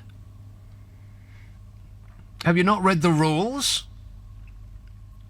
Here is Welling Garden City. Oh, Ray. Hi, Ray. Hi, Nick. It's Ray. Ray. Can you believe that, Ray? I am stunned. I don't know. Nick, do you fancy an argument? Do I fancy an argument? Well, how long is this argument? Please don't cut me off. All right, then. You're talking to a man who's 58 years of age. 58 years of age. Get those You made bells it. ringing. Get those bells ringing, Nicky baby. I've had enough, Nick. I've had enough. Right, where are we? I went down a pub tonight. Nobody there. No kidding. Charging too much for the pints. Yeah. I pay the council tax. I pay the rent. I'm skint from them. Mm-hmm. I can't get up in the morning with any enthusiasm. The teenagers walk down the street. They won't get out of the way of me. I said, "Excuse me, can you mind me?" They said, "Why aren't you off?" Yeah. I said, "Okay." Then they stabbed me to death. Okay. Where are we going, Nick? I don't know where. I think you're just going. I'm not really bothered where you go, just as long as you go. Patrick says, forget IKEA. Those monolithic top-loading VCRs from the early 1980s can be happily recycled to make a feature coffee table. Well, I suppose so. When I was talking about them, I was trying to think of what you could actually do with those things. But that's not it. Not a feature coffee table, because they're ugly. They are pig ugly, those old things. Plus they're grey. Who wants that? Oh, God, the lights have just gone out. I have to wave my arms in the air like I just don't care.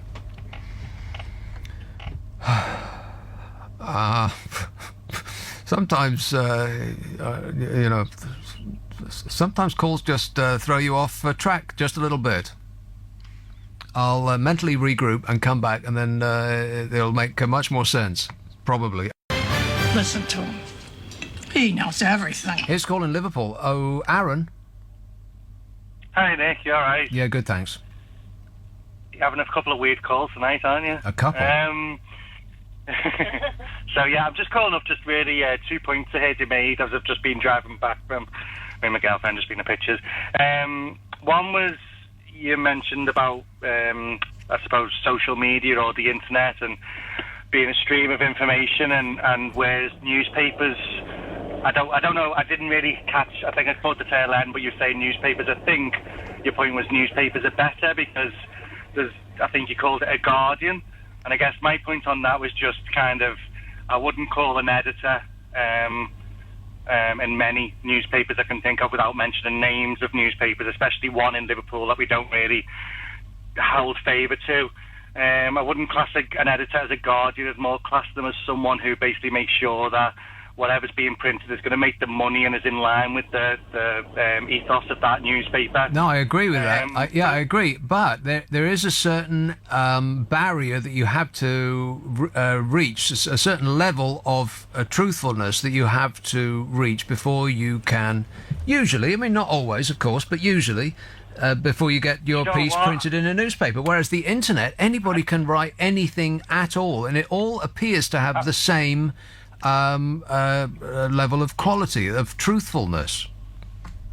Well, again, without mentioning, I'm not 100% sure, but on this show, I don't think you can mention like companies or anything like that. So, but with a certain brand of phone that I use, they have an app called News, and with that, they send you links to, BBC or other streams, and I get my news. Well, to be honest, I get most of my news from the morning, going to work, listening to LBC, but if I want to catch up on the day, just to quickly see if there's any headline news, I'll go through my app, and that does use credible sources such as the BBC, and I won't mention any others. No, I agree with all that. I agree with all that. My point about newspapers was that there are, even though what you're reading is usually enough to put you on edge, there is something calming about them because they are finite.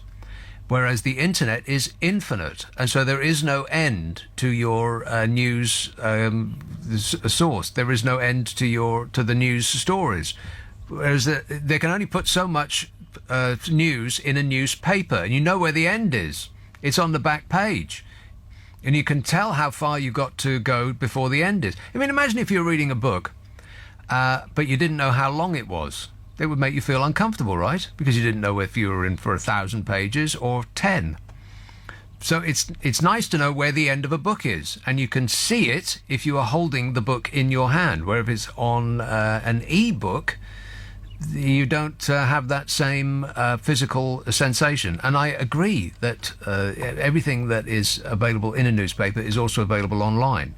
So you can get all of these, the fact-checked stories online as you can in a newspaper. But unfortunately, what the thing about the internet is that is, I would suggest one of the negative things about it, is that if the Wall Street Journal writes a story, or the Washington Post writes a story, or the Telegraph writes a story, then it all looks the same as Fred Bloggs, who's written a story in his bedroom on his laptop in the building next to you. It all looks the same because it's on the same. You're reading it on the same screen. So there is a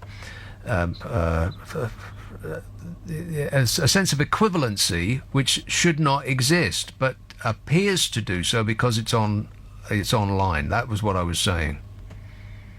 I get that, and rather than maybe go round in circles on this point, the only thing I say is I don't know what news sources you're reading, but Fred Blogg's blog doesn't look the same as the Washington Post, for example, or it looks like Fred Blogg's blog, and but it does. But okay, but people don't choose what you read. A lot of people get their news from social media, and it all looks the same on Facebook. I mean, well, people get the news from rumours and the rumour mill, or their friends, or their colleagues, or LBC. Put LBC aside.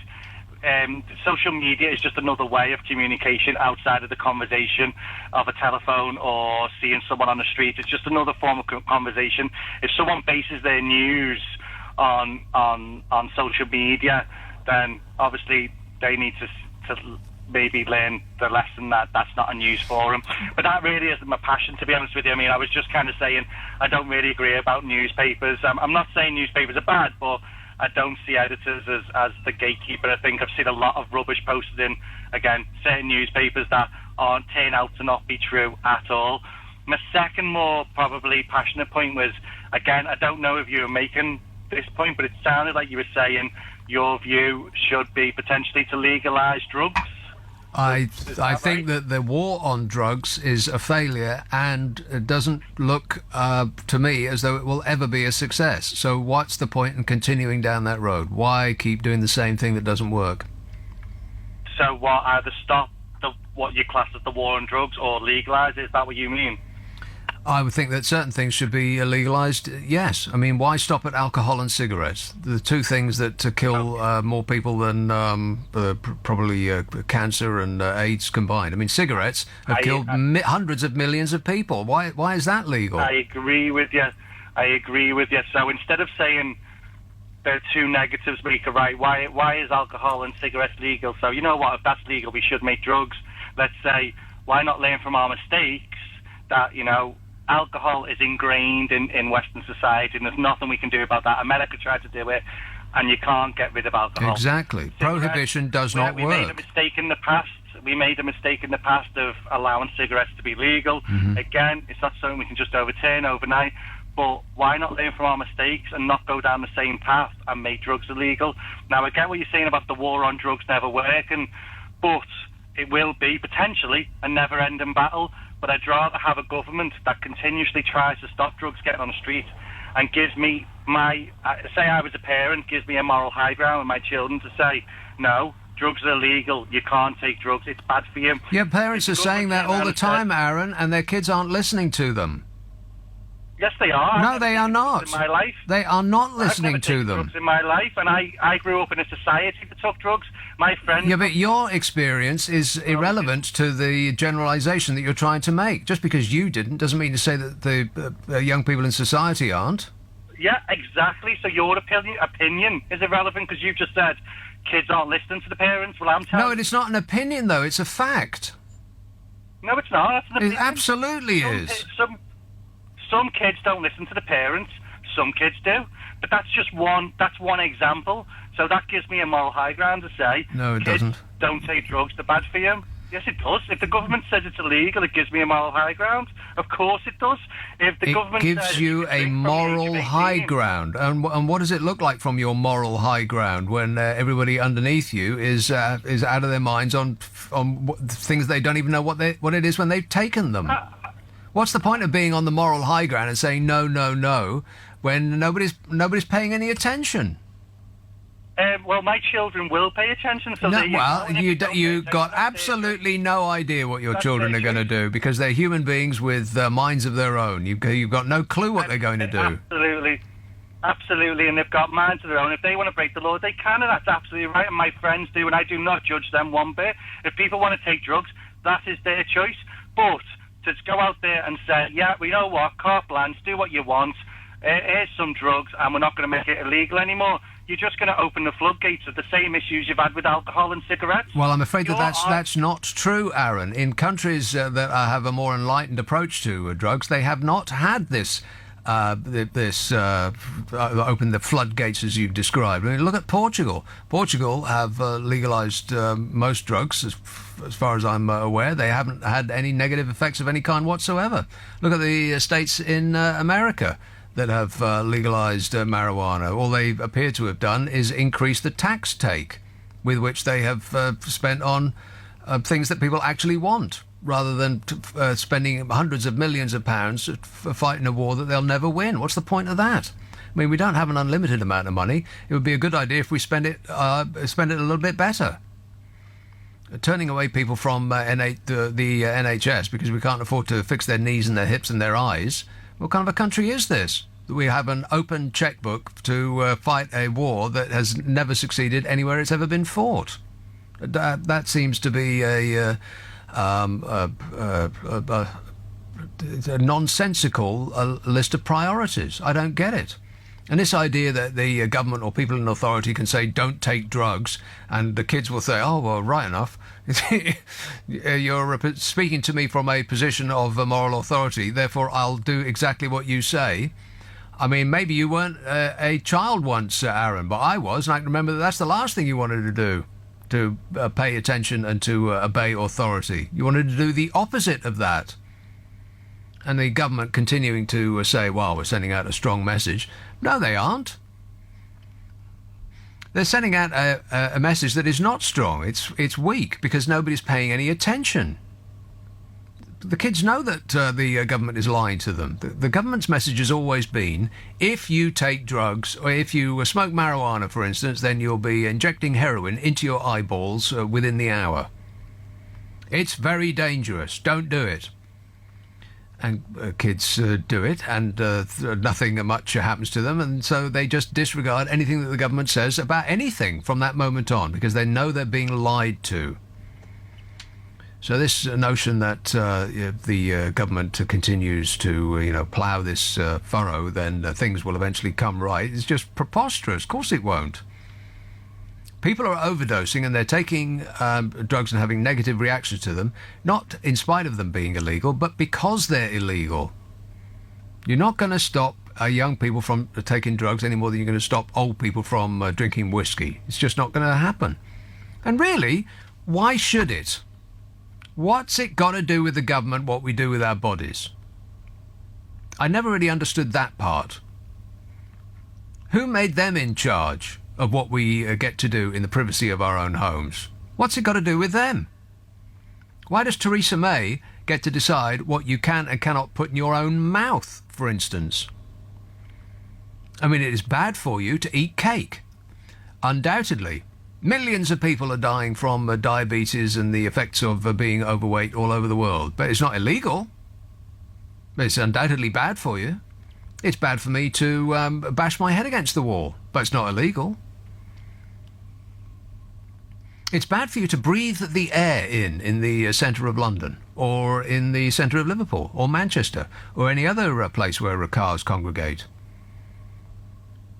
But it's not illegal to keep driving cars that are polluting, or to start bonfires, or to have a wood-burning stove, or any of these other things that are causing 50,000 people a year to die prematurely in this country. It's not illegal. But bizarrely, if you could get, like I've said before, if you could get high from pollution, then it would be illegal. But you can't get high, you can only die. So it's okay, according to the government. We'll try and do something about it by 2040. Please, if you can possibly manage it, don't breathe in till then. Thanks, Aaron. Let's just agree to disagree. How does that sound? The answer to all the dilemmas tonight is chocolate pizza. Trust me, your serotonin levels won't regret it. Chocolate pizza? Ooh, that sounds really good. With cheese. Chocolate and cheese. Is that a thing? Hey, you know what? I think I've just invented something. Chocolate and cheese. That sounds great. Chocolate pizza? I never heard of such a thing. I don't have to eat it. My serotonin levels are already off the scale. They're squirting around the inside of my skull. This says, does it mean that I have no moral high ground to say that smoking is bad because smoking is legal? What? I don't understand what I don't get that. Does it mean that I have no moral high ground to say that smoking is bad because smoking is legal? I don't get that. Why do you have to have occupy the moral high ground in order to say that smoking is bad? Smoking is bad, but it doesn't mean to say you shouldn't be able to do it if you don't want to. I'm liberal, small L. I think people should be able to do whatever they want, assuming they don't interfere with anybody else's pleasure. You can smoke 60 or 100 cigarettes a day. I don't care, just as long as you don't do it in my face. My beautiful face! Here's a call in Welwyn Garden City. Hello, Ray. I'm Nick. Hey, Ray. How you doing? Good, thanks. How you doing? Listen, I'm fed up about stuff. Oh, no. Right. Oh, no. Negative. Drink. You drink to escape. You divorce because you met a stranger, and she becomes a stranger again. You touch a woman because you're a red-blooded male, and men have always touched women.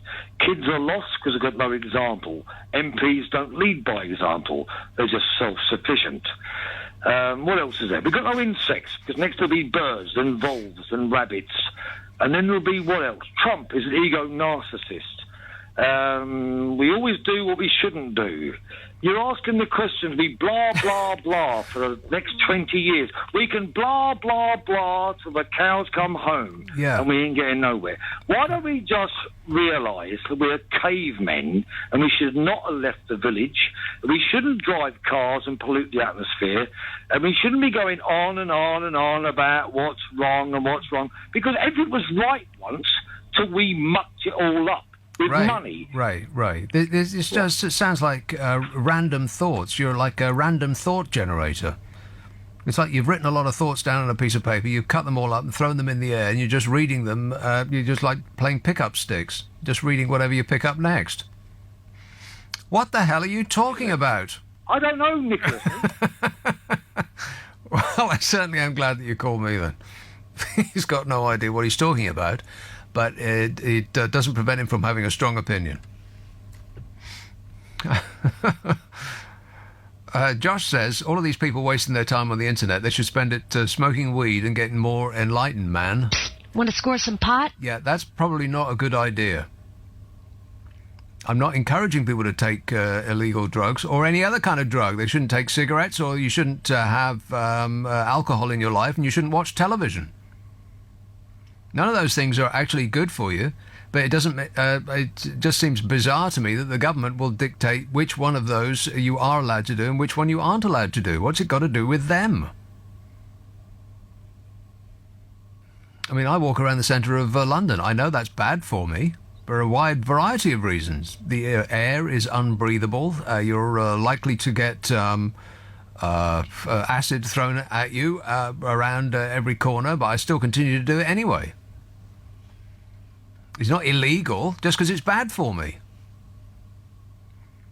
I have pizza every week, and I enjoy it a lot.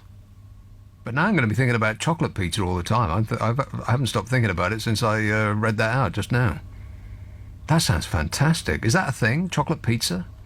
Can you get that? I want it. I want it right now. Chocolate pizza. What's on a chocolate pizza? Does it actually have cheese? Why am I asking you? You don't know. Jason says, mind the good old days, fish and chips and polio. leaving your doors unlocked because you had nothing worth nicking. Oh, yeah, the good old days when bombs were falling out the sky in World War II. Them's were the days. I mentioned earlier on a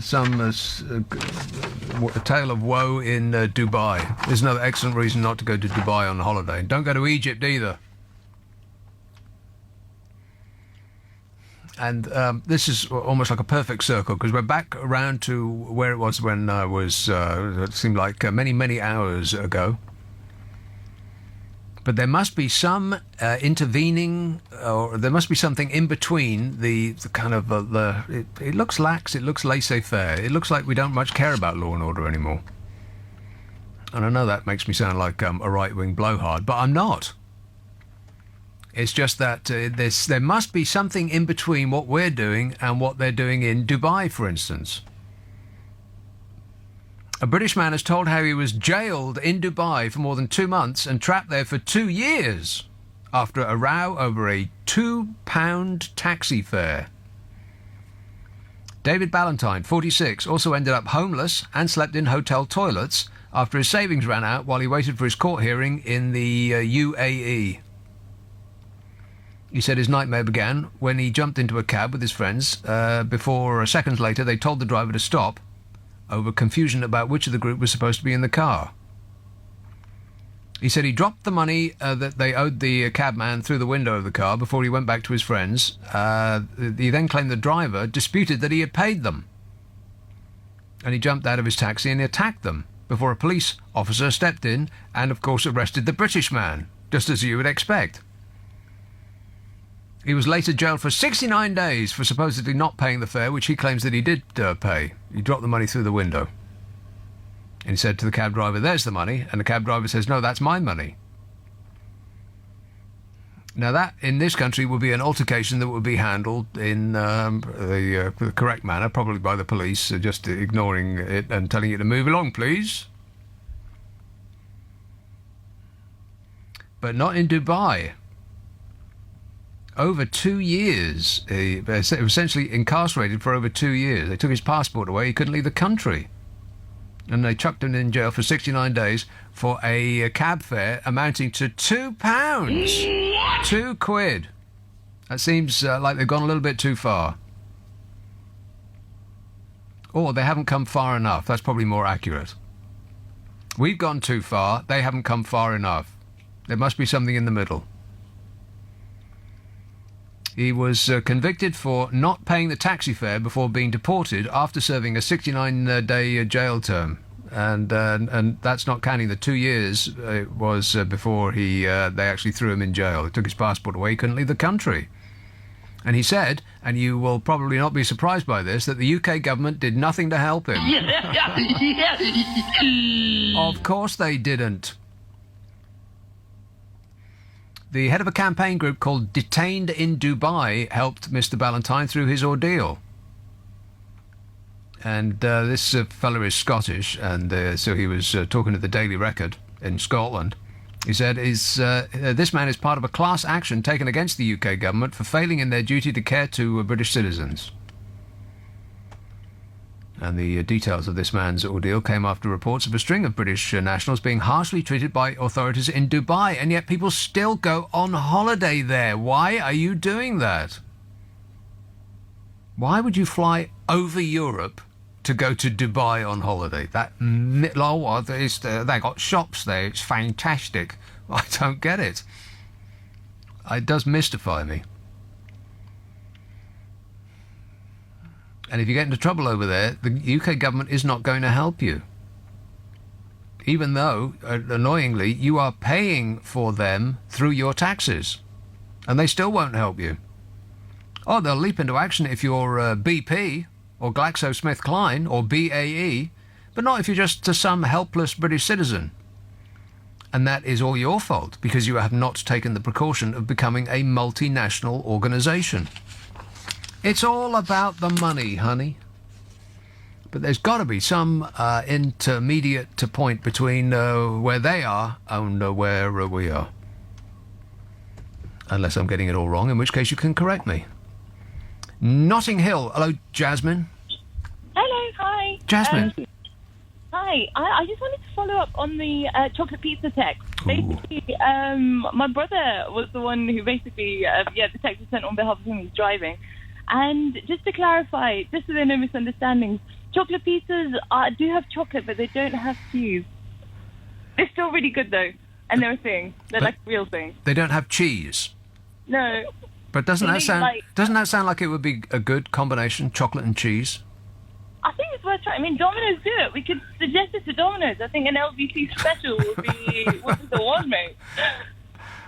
Right, so this is a product that is actually available from Domino's. They're selling chocolate pizzas. Yeah. You can get frozen ones in Tesco from, like, Chicago town as well. You are kidding me. Well, what's on a chocolate pizza then, apart from just chocolate? Huh? It's got, like, melted chocolate. Yes. It's got chocolate base. Yeah. But it's like proper pizza and stringy. It's great. See, I don't think that they've really tested the limits of where you can go with a chocolate pizza. I think we can do more with this. I think that you can do more with it. I think it should be a bread base, crispy and thin, with maybe Parma ham would be good with chocolate, don't you think? You know what? I've never had Parma ham. I'm a Muslim, innit? So it's kind of out of bounds. I think this would work with the rest of the population. Just pretend I didn't say that. Beef would be maybe like minced beef you could put on it. That would go well with chocolate. It'd have to be really, really dark chocolate. Blend in. Yeah, minced beef and dark chocolate, maybe onions. You could put mozzarella. Mozzarella would be good with chocolate. A really strong cheddar would be an excellent thing to put on chocolate pizza. And top it up with Parmesan.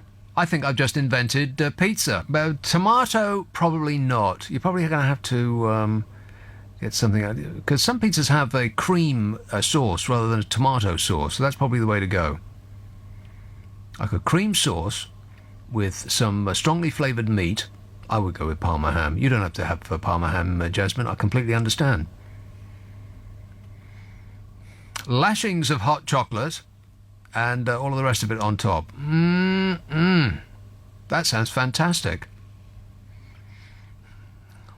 All I have to do is, Jasmine, if you make the pizza, if you promote it with a big advertising campaign, you put the money in for the kitchens nationwide to make this pizza, you put a delivery infrastructure in, all out of your own pocket, and then we'll split it 50-50. How does that sound? It's a deal. Well, let's get back to it. Yes, and by it, I mean chocolate pizza. Brentford, hello, Charlotte. Hi, mate. You're right. Charlotte. Yeah, sorry, my nan is also listening to this, so hi, Nan. sorry about this, Nan. But, no, chocolate pizza, it's honestly not the thing to have. What? I've had it from Domino's before, and it's just not worth it. Well, without mentioning any brand names, Domino's, you say? Yeah, no, they offer it, and honestly, it is not worth it. I've had it before, just not worth it, mate. But just the idea of it sounds fantastic. No, I'm sorry, don't have chocolate and cheese together. It's honestly, they offer dough and chocolate, and it's just not worth it. You think it's going to be great, and it really isn't. Well, how about if you made a chocolate pizza yourself? Thank you. Yeah, I don't know about that, but, it's like 1 a.m, maybe if, you're coming back from a night out, and it might sound like a great idea. But to me, personally, I don't think I'd go for it. Right. I am actually coming back from a night out Yeah. for a couple of beers, so I'm not going to try and make it, and if my nan's listening, I'm very sorry, I'm not drinking. I apologise, Nan. Right. I think that she is drinking, Nan. I think she's lying to you about that, Nan. Nan, don't listen to him, I'm not drinking. No, she is, and I love her very much. I think your Nan needs to have a stern talking with you, Charlotte. But The anyway, thing is, yes. I think my nan's been trying to give me alcohol for years, so don't worry about it, mate. Right. Okay. All right. Thanks a lot, Charlotte. I don't know what's going on with that family, but I'm calling the police. Kay says, "Are you a Leo, Nick?" Yes. Yeah. What's it got to do with you? Dad says, I think that Domino's once done a chocolate pizza. Done they? I think Domino's once done a chocolate pizza, he says, same as any other pizza, but with a chocolate sauce instead of a tomato one. They may have stopped it now because too many people asked for anchovies on them, and that's just wrong. Oh, my God.